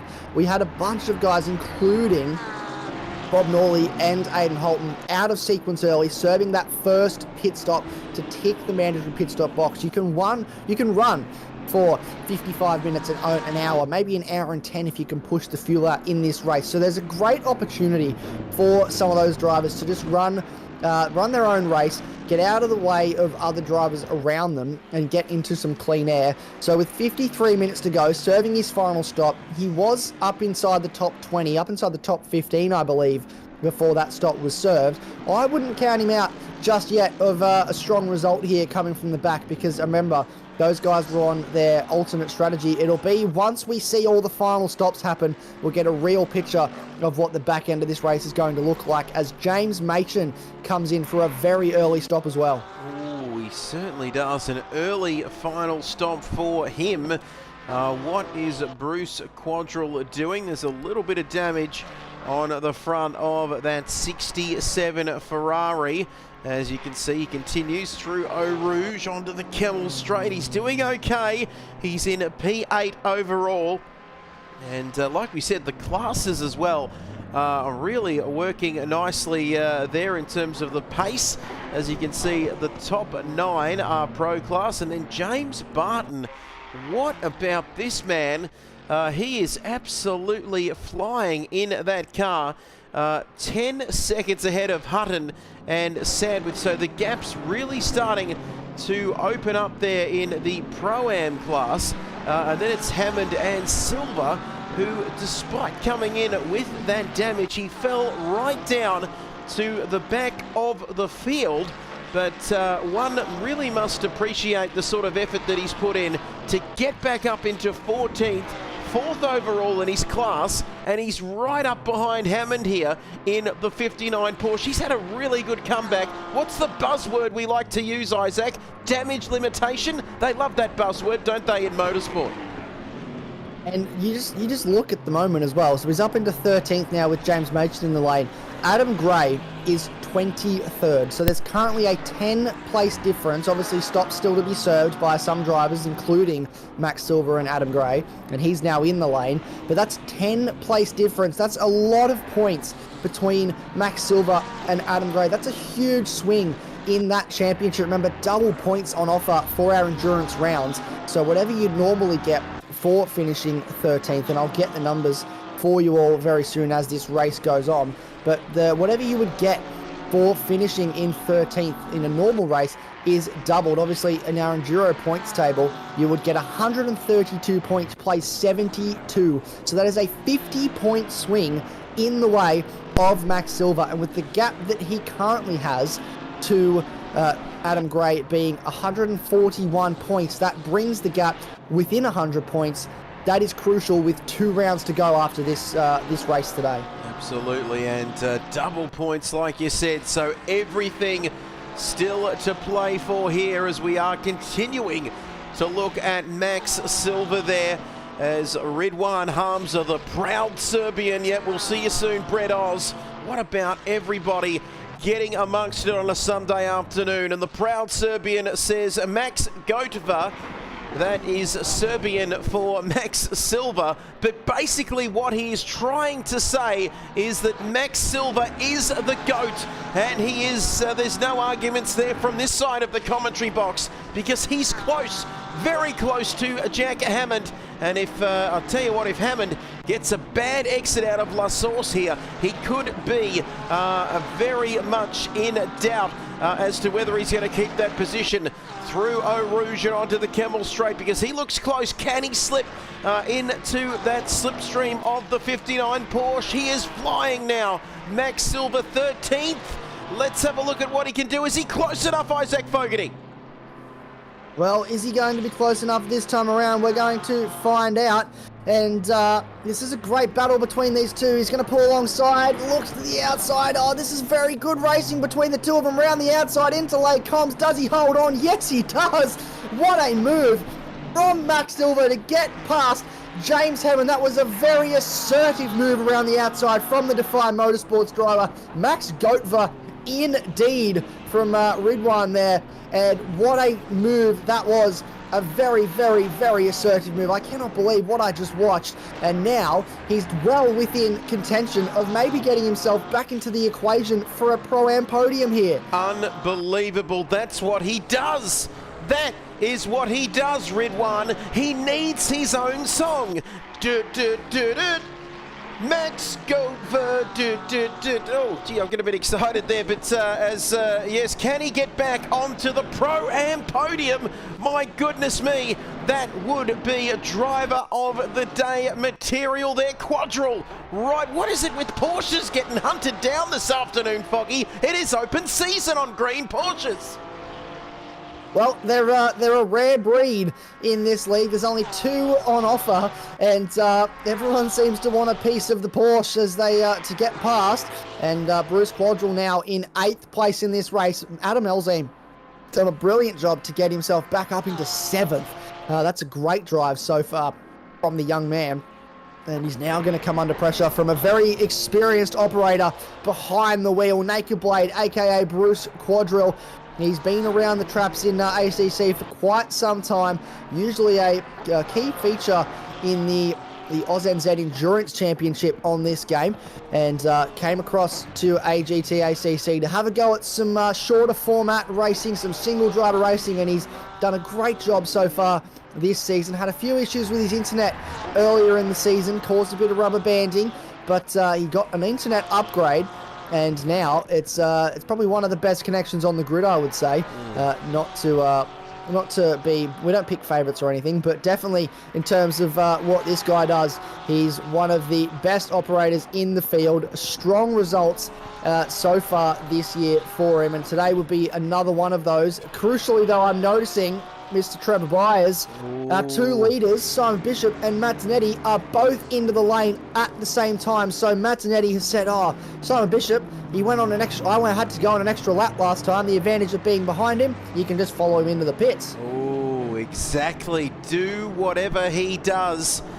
In terms of strategy, it's not all that exciting seeing them roll into the lane, but the tension, you can feel it in your bones, and you could not fit a Ridwan Hamza between them as they both come in together.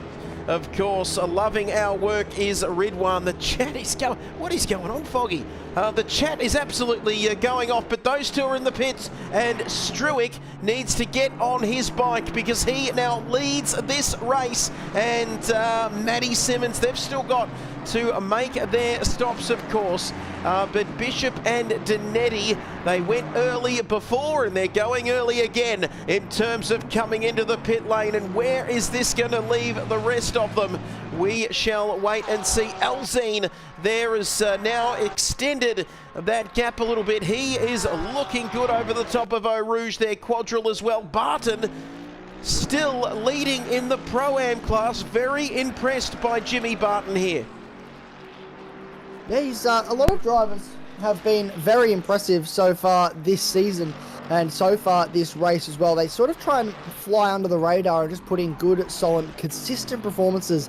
And that's exactly what this man has done, leading the class at the moment. He performed really well at the last endurance race as well. So these longer format races seem to really suit James Barton and his style of driving. And he's not too far behind the man that has now come into the lane for his final stop. Well, actually, he's in front of the man that has come into the lane for a final stop. That is a lapped car in front, I believe. And there we go. That's how close they are on exit. Look at that. Matt Donetti, he's having a little look on the way down to Lake Comms. Will he think about a move? No, he slots out back in behind. But this battle, it could not get any closer. And I don't know if these two will be hoping, but I certainly am. Don't know about you, Trevor Byers, but I'm hoping this goes all the way to the end of the race. Oh, me too. And Foggy, have a look. I can call him Foggy, of course, but have a look at the weather. 10 minutes. 30 minutes. What sort of little icons are they? It's got sun with a chance of a cloud. Could we see a little sprinkly-do later on in the race? But Matt Donetti is not holding back here as we go down. Pouon loves saying that as Matt Donetti right up behind Simon Bishop. Bishop goes across to cover him off, but Matt Donetti, is he going to go through as they break down to whatever, which corner is this? Of course, it is the Campus Stavelo part of the circuit. I got that excited, I forgot which corner we were at, but Matt Donetti is all over him, and I've never seen a BMW that wide, certainly not in the Southern Hemisphere. No, well, Simon Bishop is the widest BMW in the Southern Hemisphere. I don't know what they do to those BMWs in New Zealand, but they must do something to make them Fernando Alonso levels of track width. And he's doing a great job at defending. Famously, I like to bring it up all the time, famously, these two were locked in 90 minutes of a battle for our Season 1 finale at Imola. They were inseparable for the entire 90 minutes. Matt Donetti couldn't find a way past. He came away from that race saying, I don't want to do that ever again. I don't want to have to sit behind him for 90 minutes. I need to work out how to get past this man. And a couple of times this season, he has. He's figured it out. But he knows he needs to wait for a Simon Bishop mistake here. He needs to look for where he's vulnerable into a braking zone. And at the moment, Simon Bishop is vulnerable nowhere. He don't even know if he knows what that word means. No, I don't know whether he does. Over there in New Zealand, they like to make their BMWs very wide over there in New Zealand. As Hurley comes into the pits, what sort of impact is that going to have on the universe at large? I'm not too sure, but we'll keep an eye on that, of course. Pro-class driver, and then it's Struick now maintaining his gap to Matthew Simmons. Simmons into the lane. Matthew Simmons has come into the lane for his final stop with 42 minutes to go as he just strolls into the pits very slowly past a couple of very enthusiastic looking 2D marshals there. Get a bit of excitement in your life, fellas, if you don't mind. Carter now up to third, and then Braden Henderson liked his work so far, and we know he's got some fans out there, Isaac, but he's done pretty well. P4 so far, but yet more importantly to make his final stop. Yeah, he's got a little bit of time up his sleeve now before he has to try and make his final stop. He's sitting in 4th place on the road at the moment. No major amounts of pressure from cars in and around him just yet. You can see there's Matt Simmons trundling through the pit lane. Man, it's a long pit lane here. He's sit for a long time. Just waiting and waiting and waiting to get to your pit box. But yeah, running in what will be 3rd place on correction now as they all cross the timing line. And this has been a good race, a quiet race for the man who won last time out, the most winningest driver this season. Whoever wins today, provided that it is either one of these two men on screen, or I believe Josh Struick, they will tie him for the most race wins this season. But currently, he is the sole record holder of the most wins this season with 3.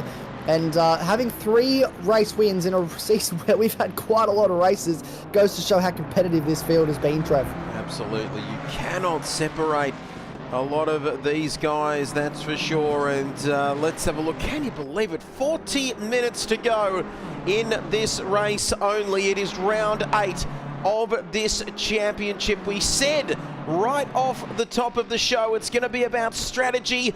It's going to be who can conquer Spa here this afternoon. And what a race we are seeing here.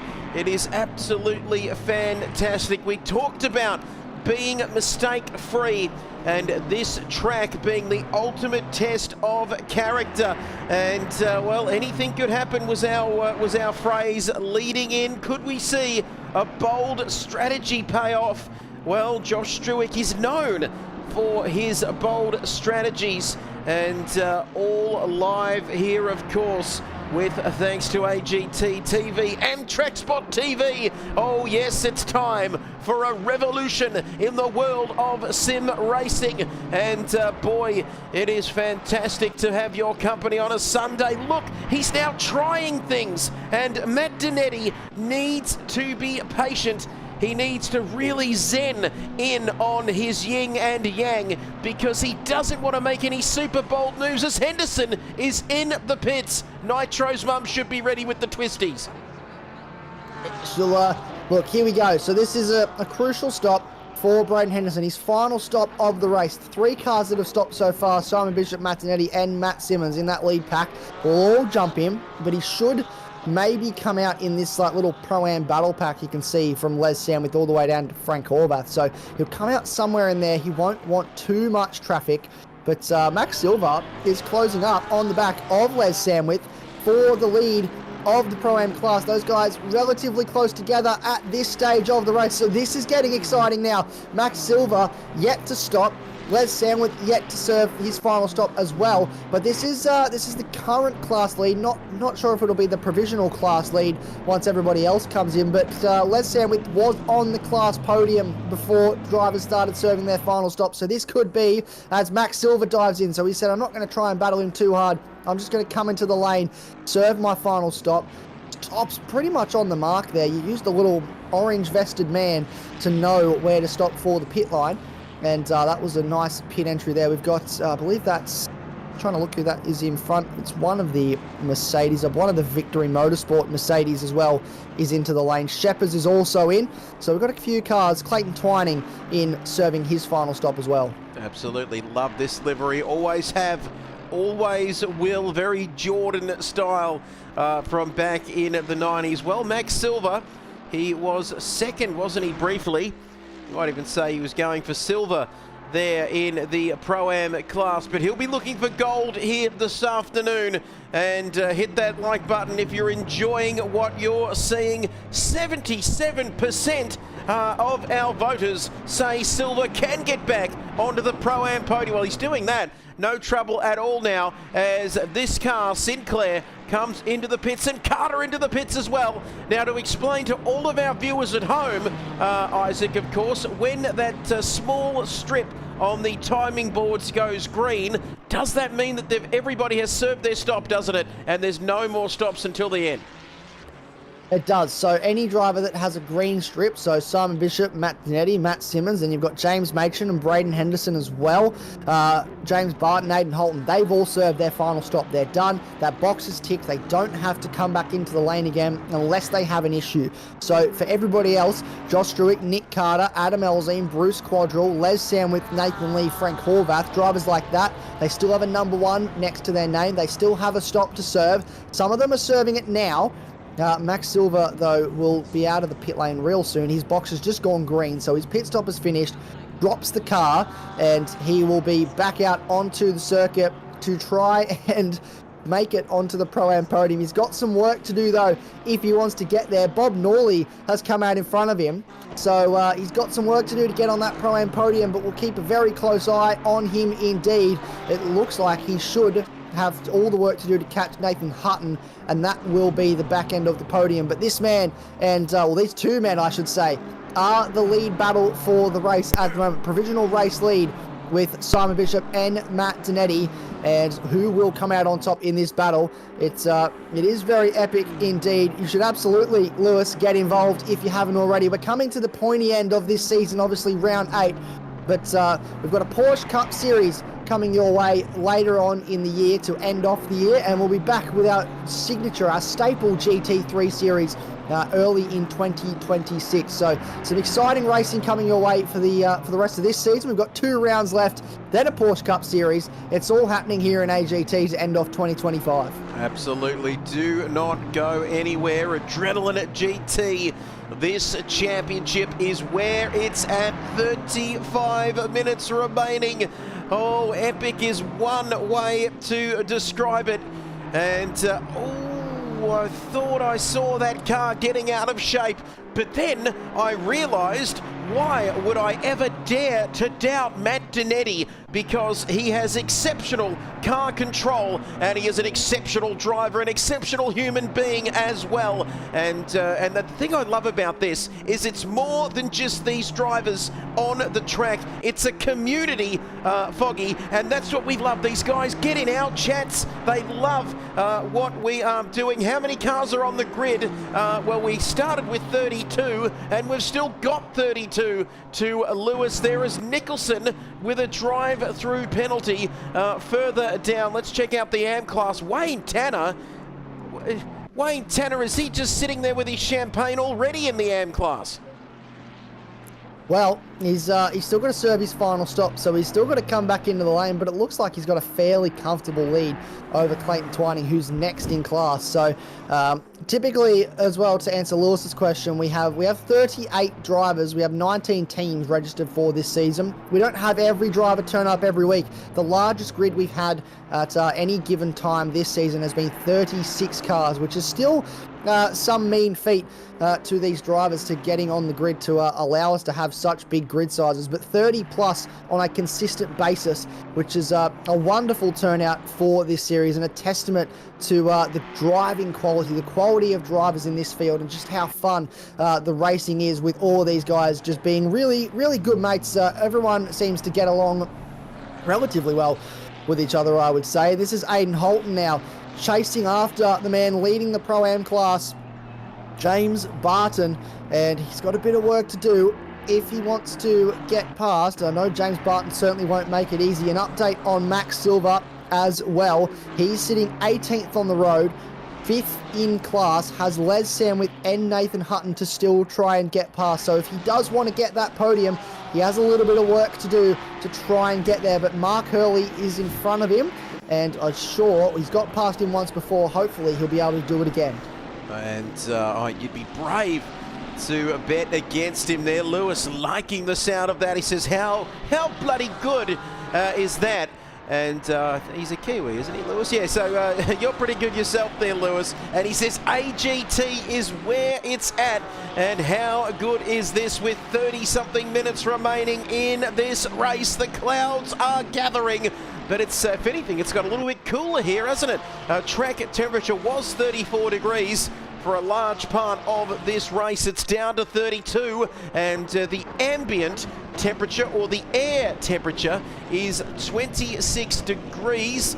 A little bit disappointing we didn't see a sprinkle of rain to throw the Belgian cat amongst the pigeons, but lap 36, all of the top guys except Wayne Tanner have served their stops, and oh my goodness, we are rubbing our fingers together because we have a 30-minute sprint to the line between the wily customer who doesn't have a lot of hair, but that is for aerodynamic purposes because it doesn't slow him down too much. And then we've got the young charger in Matt Donetti, and that is the question: when will he go for it? He's going to bide his time, but oh, he can't wait too long. He's a racer, Matt Donetti, and he's going to have a crack soon. Yes, well, there's 30 minutes to go in this race, and if memory serves me correctly, these two usually sit in a party together and chat during the race, and I don't know if there'll be too much chatting going on at the moment. Maybe a little bit of mind games trying to psych each other out. Time will tell. Josh Struick a fair way off the back of this pack. If Matt Donetti does get past, just a little fun fact for you, it will then be 1, 2, 3 on the road will be Matt Donetti, Simon Bishop, Josh Struick, which is, oh, here we go, he's taking the advantage of the lapped car being in the way, and Simon Bishop had to start to try and get out of the way of the lapped car. Matt Donetti used that to full advantage, pulled alongside, down through turn 5, I believe that is, and was able to pull alongside but not make the move done. But he's not done yet. Here we go. He's nice and close. Has a look to the outside. Simon Bishop defends the inside line into Pouon. Matt Zanetti looks for the switchback. Has a little bit of front oversteer. Loses the front end of the car. A slight twitch. He's done well to catch that, but that will cost him a lot of time, and he'll drop right off the back. Look how much that gap has now grown out. But what a little battle that was between those two drivers, and now Matt Zanetti has a bit of work to do to catch back up. Oh, absolutely. Keep an eye out for that one. Henderson and James Machin. Wow. Look at this happening. Bumper to bumper stuff. You could not get a Christmas card between these two at the moment. 6th and 7th there. One of the Fogarty Motorsport Junior cars further back there with the McDonald's paint scheme. But Braden Henderson, I'd love to know what was in his porridge this morning, but he is all over the back of Machin. And if anything, this Ford Mustang looks a little bit sluggish, if I don't say so. It does seem a little bit sluggish. And both Mercedes, so there's a few Mercedes trying to make moves at the moment. This battle's going on. We'll have to keep one eye as well on Max Silva, who's got past Mark Hurley and is now chasing after Les Samwith for 4th place in class. So he's trying to put the hammer down as well. So the Mercedes drivers on a charge at the moment in this race with only 29 minutes to go. We're inside the final half hour. Where has time gone, Trevor Byers? It seems like we started not that long ago, and I can confirm with Wayne Tanner coming into the lane, that is the last of our pit stops that have happened. So now, the order that you're looking at, which we might have to run through in just a minute, is the order that we should have till the end of this race, providing no one makes any mistakes, but there hopefully will be a couple battles in there. Yeah, absolutely. Do not go anywhere. 28.5 minutes remaining in this race. Forget the F1 movie, because we can make up our own movie. We've seen so much drama, haven't we? Who would play Brad Pitt? I reckon that goes to Simon Bishop, because he's that sort of chap, isn't he? 1.6 seconds now, that gap. Let's just recap here. Simon Bishop leads. Matt Zanetti now 1.6 seconds further back. Then it's Josh Struick, our man on pole position. And then you can see as well there Matthew Simmons. I was about to say all on his own, but he's only 2.4 back from Josh Struick. Then it's Nick Carter, 20 seconds further back. Machin just had a bit of a moment there, didn't I? I wasn't sure what I was witnessing, but Henderson all over the back of Machin. Someone stop messaging me while this sort of stuff's going on. Look how close he is. Nitro's mum, do not leave the big screen. Oh, was that a bit of a nudge, Foggy? And he's through, side by side.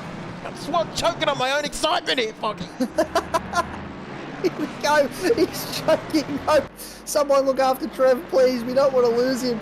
He's choking on the excitement that is going on in this in that move. What a brilliant move that was from Braden Henderson. He's up into the top 5 now as well. So past the first of the TTR cars. He's not too far away.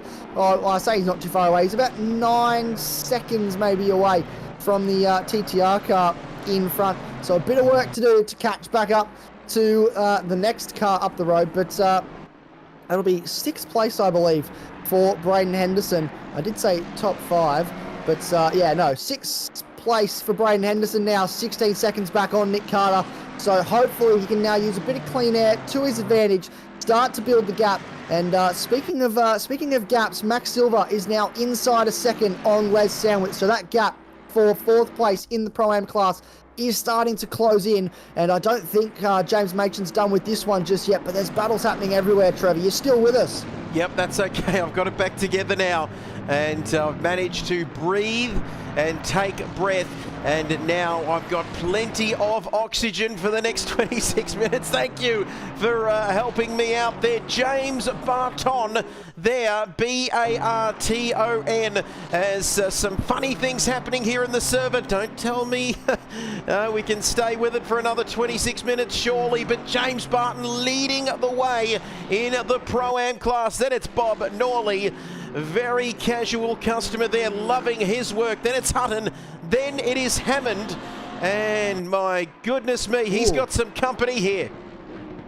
Yeah, I was just peeked up perked up a little bit there when we cut to that shot of all these three cars well within close range of each other. This is battle for the back end of the top 15 in this race, and getting yourself inside the top 50% of the field at the moment. 32 cars on the grid, so this is, yeah, the back end of the top 50% of the field. And this man on your screen, qualified 6th, didn't quite go his way, copped some damage at the start. We saw the heavy impact he had in the wall when going in a straight line along the Camel Straight. Oh, here we go. That's Les Sandwith making a move. Oh, there's a bit of contact between James Hammond and Les Sandwith, which has opened the door for Max Silver now. James Hammond's had to cut the final corner, and now Max Silver has a look to the outside. Maybe try and sweep it around into the first corner. He's still there, holding on. James Hammond runs him out of room. That's a great move between the two of them, and that's just opened the door now for this man, Max Silver, to get past, to try and find a way to get himself up into 14th place, up through Rouge, Radion, along the Camel Straight. A bit of curb usage there, a curb hop for the Porsche driver. Here we go. Max Silver has the speed advantage. He's been in the slipstream, pulls alongside. Where's the cameraman? There he is.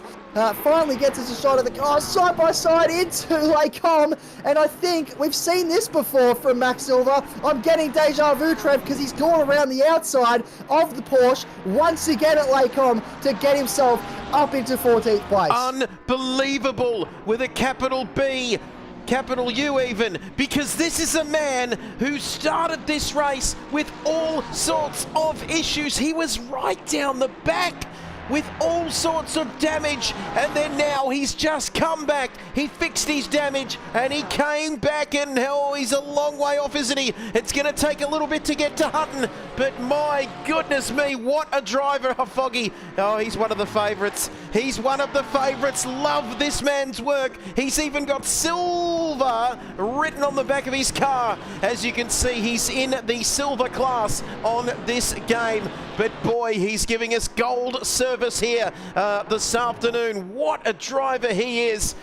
I reckon we could make his own song. That's how much we love him there. He's got a little bit of work to do, though, to get to Hutton and Bob Norley and Barton as well. What's happening at the front? 40 laps completed here with only 23 minutes to go. Simon Bishop is controlling the gap so far there in this race. What else is happening? I hear you ask. Further down the field, Shepherd is into the pits, not going anywhere, and you can see car number 55 there in Sinclair. But Wayne Tanner continues to keep on keeping on. This man is minding his own business there, as there was a yellow flag out for something. I didn't see what it was, but this man has had an almighty race here in the AM class. He absolutely has. He's been driving just brilliantly at the moment to just put in solid performances, and that's why he will be when we come.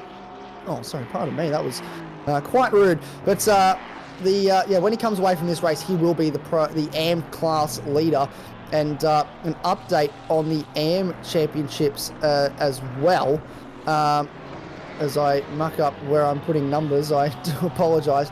But I'm just getting the points updated for you at home when we leave here today. If things stay as they are, as there's a car off in the background, that's the BMW, one of the Fogarty Motorsport cars getting right out of the way, there will be 81 points separating Max Silver in third in the Pro-Am class to Adam Gray leading the Pro-Am class. So less than 100 points between the top three drivers in the Pro-Am class with 2 rounds to go in this championship.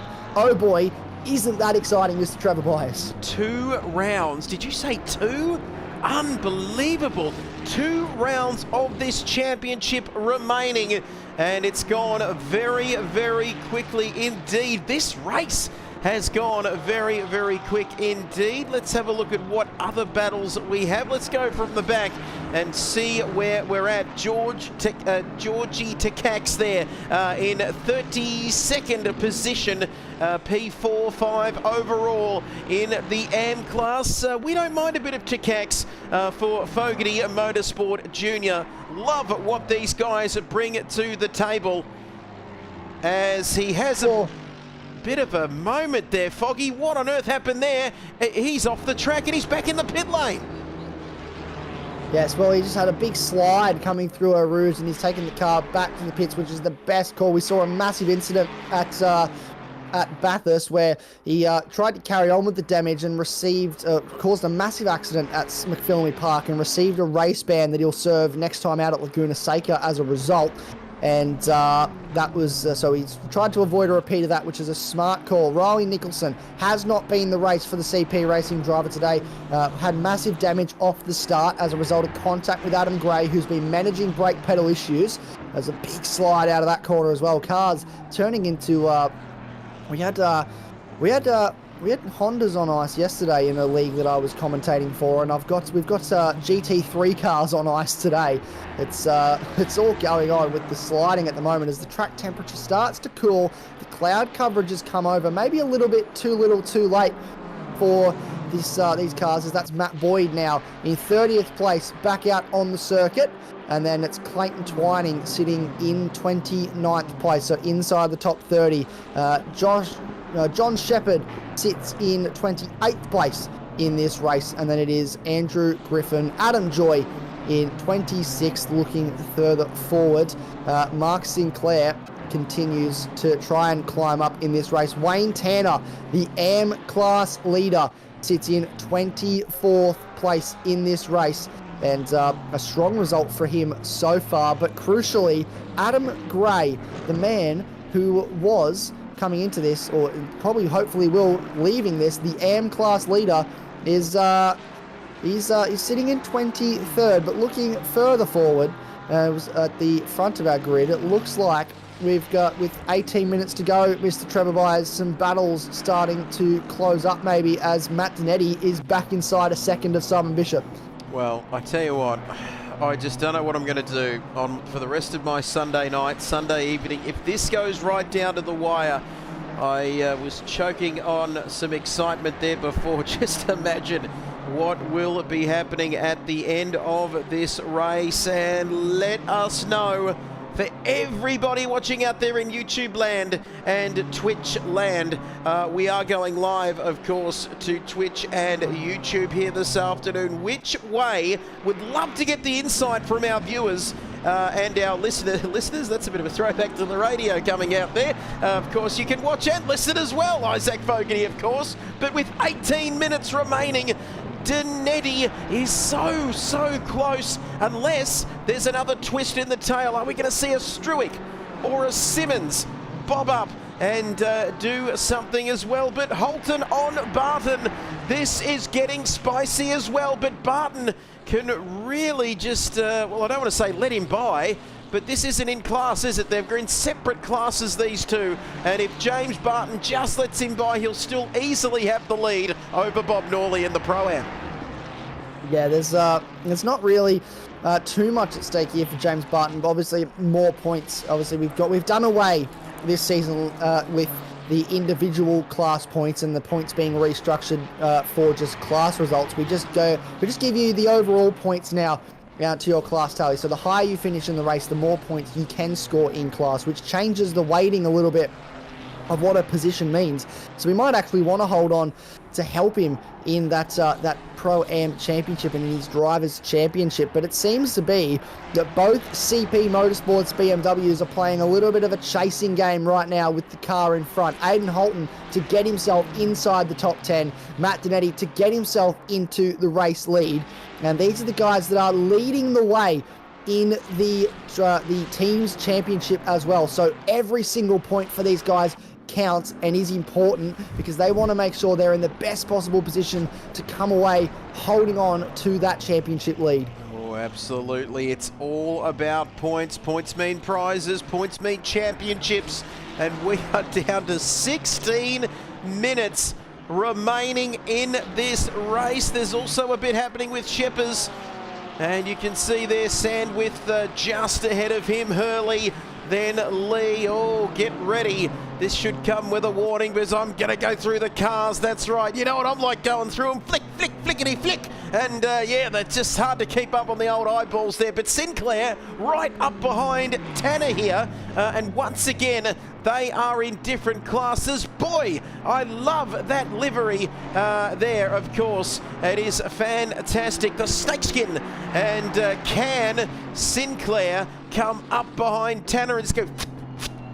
As we've got a, not sure what that sound was all about, but there's a car off at Blanchimont. And is it car number 20-something? I have no idea because I can't see the track map with any sort of clarity. As we are going to flick through now. Shepherd's still continuing on, Holton as well, but it's getting very close at the front. Is this just for our benefit, Isaac? This is incredible.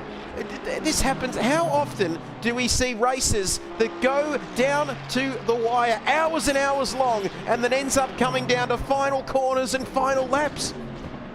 And how many times, Trev, is it just these two battling it out for hours and hours and then it comes down to the final corners? It's ridiculous that these two, I say ridiculous in a good way, that these two are able to stay so close for so long. Like, look, we've got 14 minutes left in this race. We have 44 laps of racing. These guys, no matter what the order has been, have been first and second for pretty much the entire race besides pit stops. And that is an amazing achievement, no mean feat at all for them to be so close for so long. I can imagine how sweaty they both are in the cockpit at the moment. They're probably drowning in pools of sweat with all the effort they're trying to put in to catch up to the guys, or to the guy in front, Matt Donetti. He's playing the chasing game at the moment, but it's 2-3 tenths last time they cost the timing sector, and there's traffic now starting to play a role. So this is crucial as well, because all these cars in front are locked in their own battles, but you don't want to be held up behind these guys for too long, and they'll want to get out of the way fairly quickly to stop them from impeding this race lead battle, as that is a Ferrari not necessarily getting out of the way super easily there. Now does, pulls over to the side to let the race leader through, and Matt Donetti is going to get stuck. Oh, as they come in towards Blanchimont, that's the Ferrari off the road, and that is going to be a huge impact because he had to drive off the road to try and get past, I believe that was Andrew Griffin, now back onto the circuit. But that's a huge moment for him, and this is the challenge our drivers face, trying to not hold up the lead pack, not get a penalty for impeding, but also continue with your own races. Absolutely, and as you said, they can't just, you do feel for some of these other cars, of course, because they can't just jump out of the way, can they? They can't just sort of evaporate out of the way, of course, and it's usually that pack when you are one of the lead drivers, you come up on the first of them, and it sort of wakes them up, doesn't it, for the rest of them, as we usually see in F1 and other racing series with the back markers. But this is on. Forget about Donkey Kong, because this is where it's at, and I guess he'd love to have a couple of barrels or one of those little blue shells. That's Mario Kart, I think, to throw at Simon Bishop and get him out of the way. He looks like he's got the pace. BMW versus BMW here towards the end of this race, and our viewers are so excited about this one that they can't even find the time to get into the chat. CP Motorsports taking on BCG1, and keeping in mind that this man is our reigning champion, and the man, Simon Bishop that is, our reigning champion, and the champion-elect, potentially, Isaac, is in P2 here. This is personal, and this is to send a message to Simon Bishop. There's a new sheriff in town. That's the message that Matt Donetti's been trying to send all season. He's only got 2 race wins to his name, but he leads the championship quite comfortably. They now get past Andre Sheepers, and they're up into they've now got clear air in front of them for a little while. There's a couple other cars up the road after run into. One of those is the 59 car of James Hammond, but for now they are in clean air. They have the track to themselves for the most part, and this is a chance for Matt Donetti to try and make something happen now on the race leader, Simon Bishop. We've seen these two go toe-to-toe many, many times this season, and to see it come down to the wire like this with so much racing that we've already had in this today, and so little time left, only 11 minutes, he's going to have to make something happen to get past. But this is the old guard and the new guard. You guess you could say he's not really the old guard, is he, Simon Bishop? He only won last season, but the reigning versus the man that is currently leading the championship, threatening to take that number one off Simon Bishop. And we've spoken about, so obviously they're both in BMWs.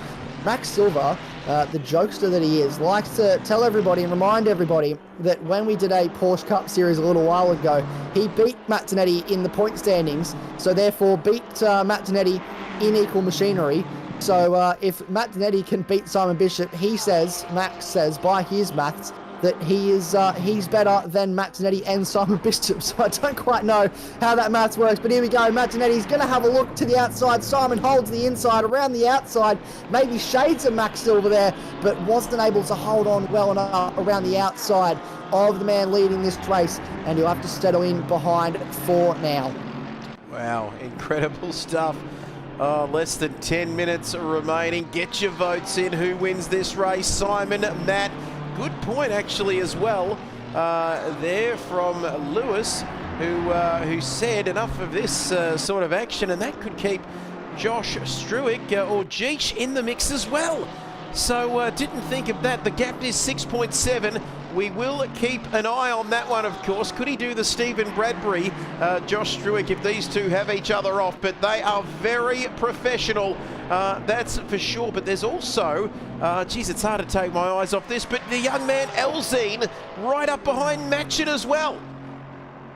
Yeah, this battle is going on quite considerably. I also want to note, Max Silver, he has halved that gap in about 10 minutes to Nathan Hutton. So it was 20 seconds, it's now 10 seconds, and that's for the back end of that Pro-Am podium. So keep one eye on that time gap as well, because that could come right down before the end of this race, and we could see Max Silver. Obviously, 70% of people said that he would end up on the podium. Hopefully, maybe that 70% might be right. But this man, Adam Elzine, he's been quick all day, didn't have the qualifying that he would have wanted go his way, didn't set a valid lap time in the top 10 shootout, started in 10th, and now is up into 8th place. But this battle continues to rage on at the front as well. There's battles everywhere we look at the moment, Trev. It's all happening. Traffic, traffic, traffic. You know that little sound that they make in the planes when there's traffic coming? Well, guess what, Simon Bishop? This is going to be potentially the biggest 8 minutes of your sim racing career, and we know he's got a very impressive resume. Oh, look how close it is. He's right up behind him, Foggy, and he's going to have a crack down Kemmel Straight. Well, here we go. This is the closest Matt Tinetti has been all day to the back of Simon Bishop. Here we go. He pulls alongside. He looks like he's right up beside him. Simon Bishop very late on the brakes. It's a mirror image of the previous lap. Matt Tinetti cannot hold it around the outside. He has to settle in behind once again. Simon Bishop just able to be that bit later on the brakes to carry enough speed into the corner to win out. He's positioning that car in the middle of the circuit. Very smart defensive driving from Simon Bishop. You can tell he's been doing this once or twice before. But this is where Matt Tinetti has to keep a cool head, not try and overdrive the car. You saw the slight track limits warning, or the slight track limits abuse that he did in through Rouge and the top of Raddy on there. He'll get a warning for that. So depending on how many warnings he already has will depend on how long he's able to get away with that for. So that's going to be something else they have to keep in mind with 7 minutes to go. It's one thing to push as hard as you can, but you do not want to fall ill of the stewards, because that will be a drive-through and that will pretty much end your race. Absolutely. Don't forget there, look at that, +6. +6 flat now back to Josh Struick there. Matty Simmons a little bit further back. I think he's out of the equation, but let me tell you, it is absolutely showing no signs of letting up here. Let's go, Matty, says Lukster, who is joining us, of course. 6 and a bit minutes remaining. I reckon we've got, what do we got this lap? Another one, and another one. That should be the last lap of the race, potentially. He's a little bit too far back here, coming in to the bus stop. right, left, and it's really all about, you talk about track limits, he needs to watch out here. The young charger in Matt Dinetti coming up against the wily old fox. He's probably younger than me, Simon Bishop, but that is not a nice way of putting it. Experienced, I think, is the better term there, using Simon. 5.1, Josh Struick is on fire here. He is not out of this one yet. Could he come back and be on the back of Bishop and Dinetti with only 1 or so laps to go? He's starting to close in now, and he's put the foot down. He's just kept to himself a little bit, stayed quiet. Not really done anything too flashy, but he's been consistent on his lap times. He's had clear air. Not had to worry about the drivers around him too much. It's all lap cars. So this is working in his favour with 5 minutes to go. If those two continue to battle the way they have been, this could open him up. Crucially, Max Silver in the last lap has closed another 3 seconds to Nathan Hutton. So that battle's starting to get closer as well. Aiden Holton is right on the back of James Barton for the back end of the top 10. It's all happening here at Spa with 10 minutes to go, or 5 minutes to go now. We have no way to possibly look at every single battle that is going on up and down the field right now. Adam Elzine's right on the back of James Machin still as well. I don't know where to look, Trevor Byers. There's too much happening. I don't believe it. And when we've only got 2 corneas and 2 eyes in our heads, it's difficult, isn't it? And 1 PlayStation controller. Here we go. Holton versus Barton. James Barton down the outside. Are they going to touch? No. But James Barton runs deep into the bus stop, and that's going to leave him vulnerable as they come onto the start-finish straight. Barton is around. He disappeared. No, there he is. Oh my goodness me, I thought we'd gone into the Bermuda Triangle, which can happen here on ACC a little bit, but now Holton has a look down the inside. This is worth the price of admission alone, let alone anything else. Dinetti, 5 seconds. Now back to Struick. Dinetti still all over the back. There can't be long to go here. He's strong through this final sector. This is where he makes up all of his time on the man leading this race. He has to get a good run through here, and that will set him up for the run along the Camel Straight, but it has to be through here. He cannot afford to lose anything, make any mistake. He has to nail the braking marker for turn 1 just here. Not compromise the line, and he does quite nicely through there. I think they were relatively even in that instance, and now he has to slid in the slipstream. Look at the gap between these two. There's nothing separating them. 3 minutes to go, probably 2 more laps, 1 more lap after this, I would suggest, when they cross the line. So not a lot of opportunities. This is his second last opportunity to get a move done on the Camel Straight. He's not close enough this time to make anything happen. He needs to be closer if he wants to make a move into Lakecom. He has to think about it, but he knows he's not close enough. There's a lap car in front. This is where he needs to have a good run. He's not as strong through the middle sector, Matt Dinetti, as Simon Bishop is, but he needs to be if he wants to open himself up to having a look up the inside at any point before the end of this race. The pressure is now on him to make something happen. Josh Struick still 5 seconds away. I don't think he will catch up enough to close in before the end of this race. Max Silver now closed another 2 seconds to Nathan Hutton. Aiden Holton still sitting right behind James Barton, 4/10 there for that battle. Adam Elzine 4/10 behind James Machin. There's battles everywhere we look. We cannot take our eyes off this battle though, because this is for the lead. It's been a nice middle sector for Matt Dinetti, Trev, but what can he do? Can he hold on through this final sector to set himself up for the Camel Straight next time by? Yeah, I think this is where he's vulnerable, absolutely. Stavilo, we come down now, heading through a Blanchimont on the last part of the lap. A little bit out of shape there, but nothing to write home about there for Matt Dinetti. This is where he will have his biggest chance now, because he's running out of time, he's running out of laps. Simon Bishop doing some interesting things there, staying to the inside as we approach the bus stop. 250, 260 kilometers an hour here in these beautiful BMW GT3 machines. Is he going to have a crack down the inside? I've got to look away. Can't barely watch this. And Simon Bishop goes a bit deep, Isaac. Is that going to give Dinetti a chance on the start-finish straight? He got loose. He lost the rear end, similar to how Cameron Fleming did in qualifying on Friday. But BMW stepped out. It's opened the door for Martinetti. He had to push him out of the final corner into the first corner now. This is the closest that he's been the whole time. They draw side by side on the run down towards Eau Rouge. You do not want to go too wide through that corner, but they're going to have to. Martinetti, he's edged in front. He's got him on the run to Eau Rouge, but it now becomes pressure on here for Simon Bishop. He has to get in the slipstream. He's nice and close. This is not done yet. He will come back at him. Martinetti covers the inside line for the run to Lecom. There is Josh Struick in the background. They're side by side on the brakes. Martinetti has the inside line. Simon Bishop wants to hold. There's a little bit of rubbing between the two. Side by side contact, but Martinetti holds on.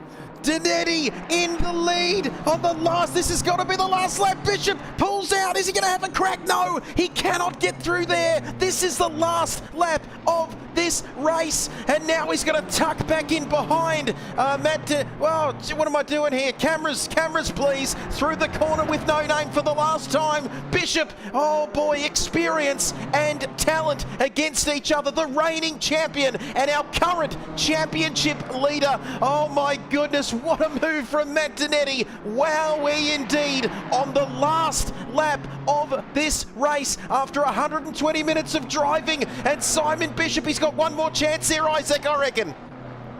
He's definitely got one more chance. If he can get a nice run through this section of corners, he could look into the bus stop. That's where it's going to be for Simon Bishop if he wants to get the lead of this race back. He is close enough. That was a lovely run for both cars. They are inseparable.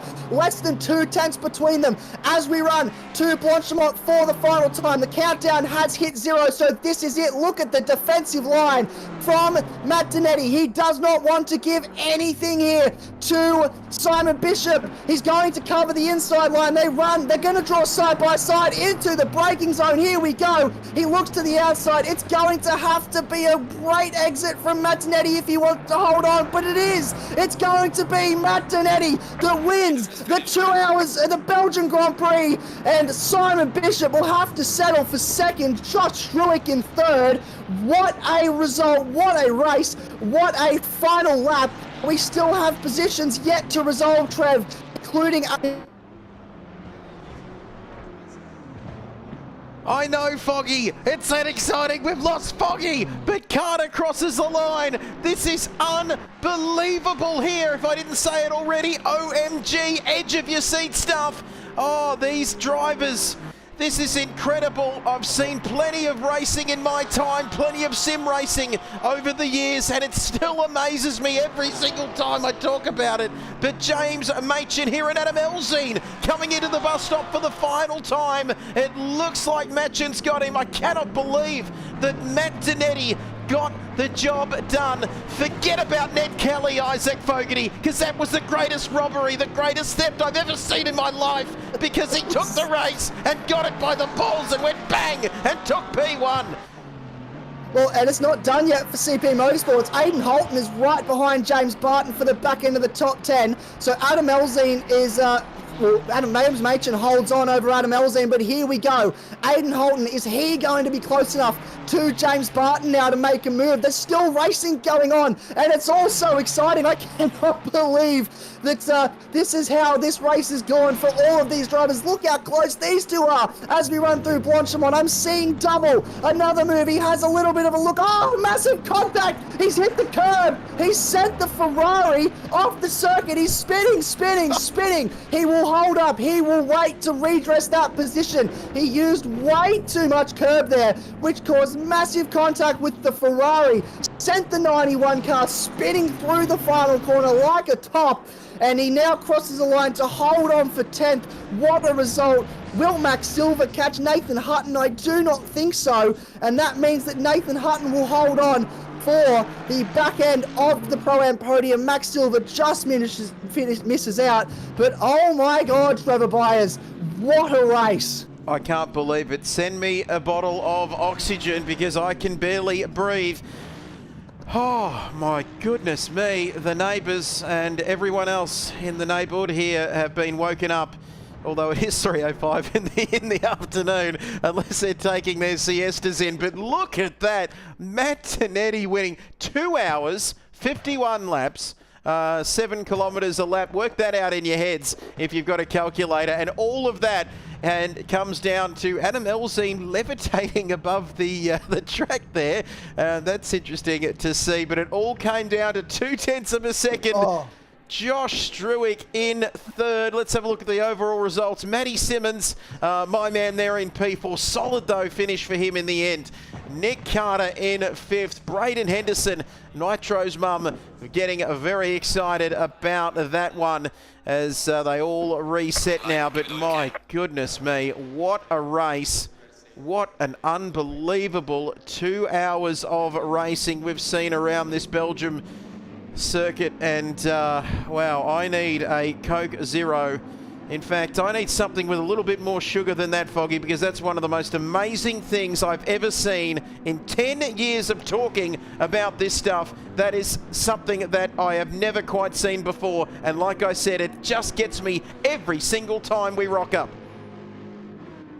And that's the caliber of racing that we have here at AGT. Just the results that these guys put in, week out, how close the racing has been today is second to none. And we talk about fitting. Matt Tonetti, he won the race today. Car 51 laps. It was meant to be, but Simon Bishop was never going to make it easy for him.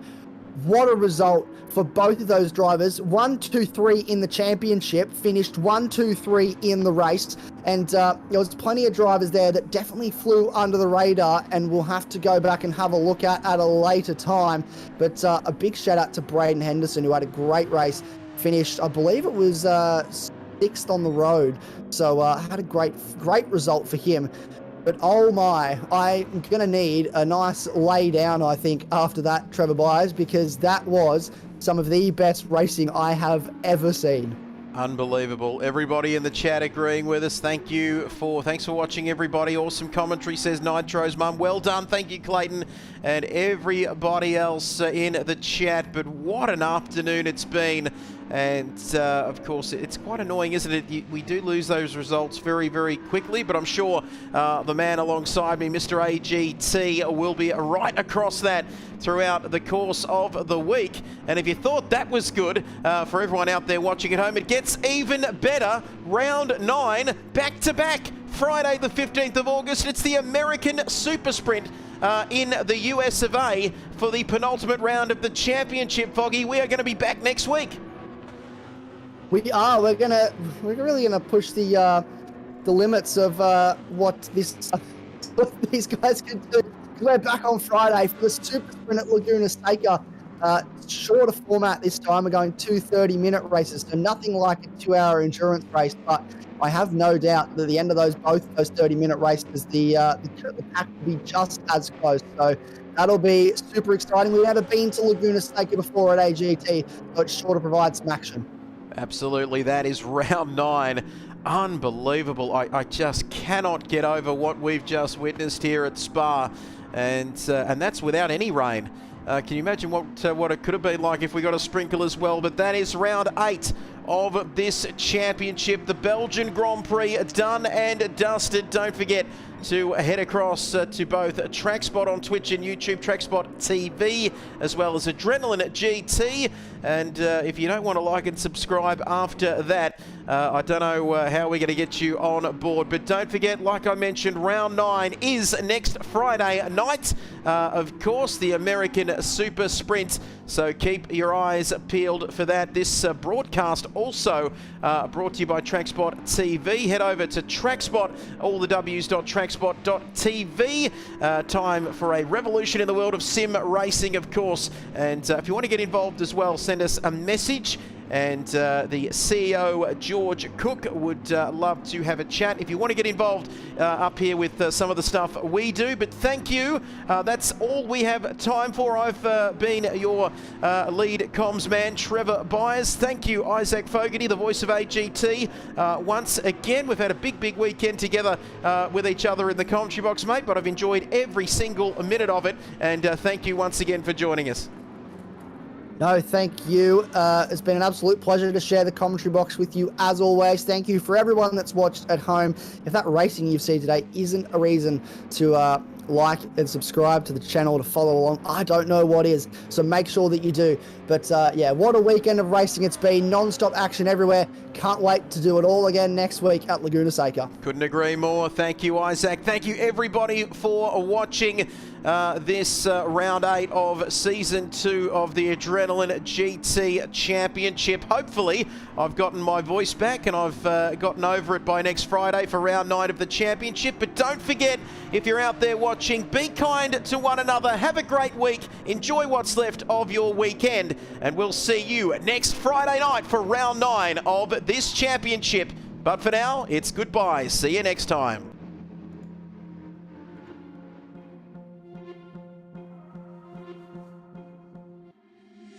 Been trying to change what I've been trying to say. Words don't come straight from my head to my mouth. It's such a shame that it fell out of place. Was never me that was bringing you down. Why we always looking for more? Why we always looking for more? Why we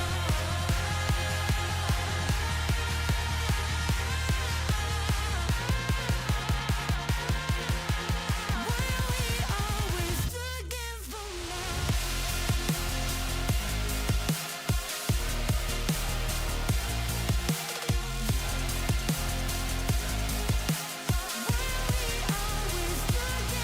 more?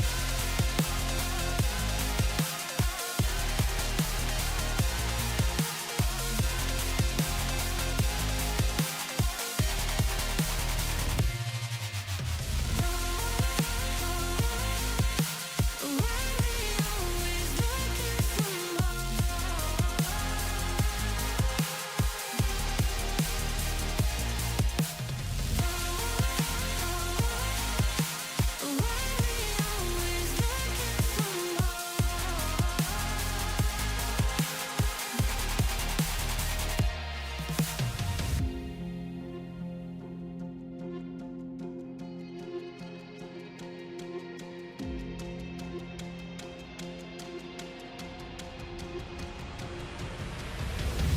I wish that I could change what you wanted. I wish that I could change what you wanted. I wish that I could change what you wanted. I wish that I could change what you wanted. I wish that I could change what you wanted.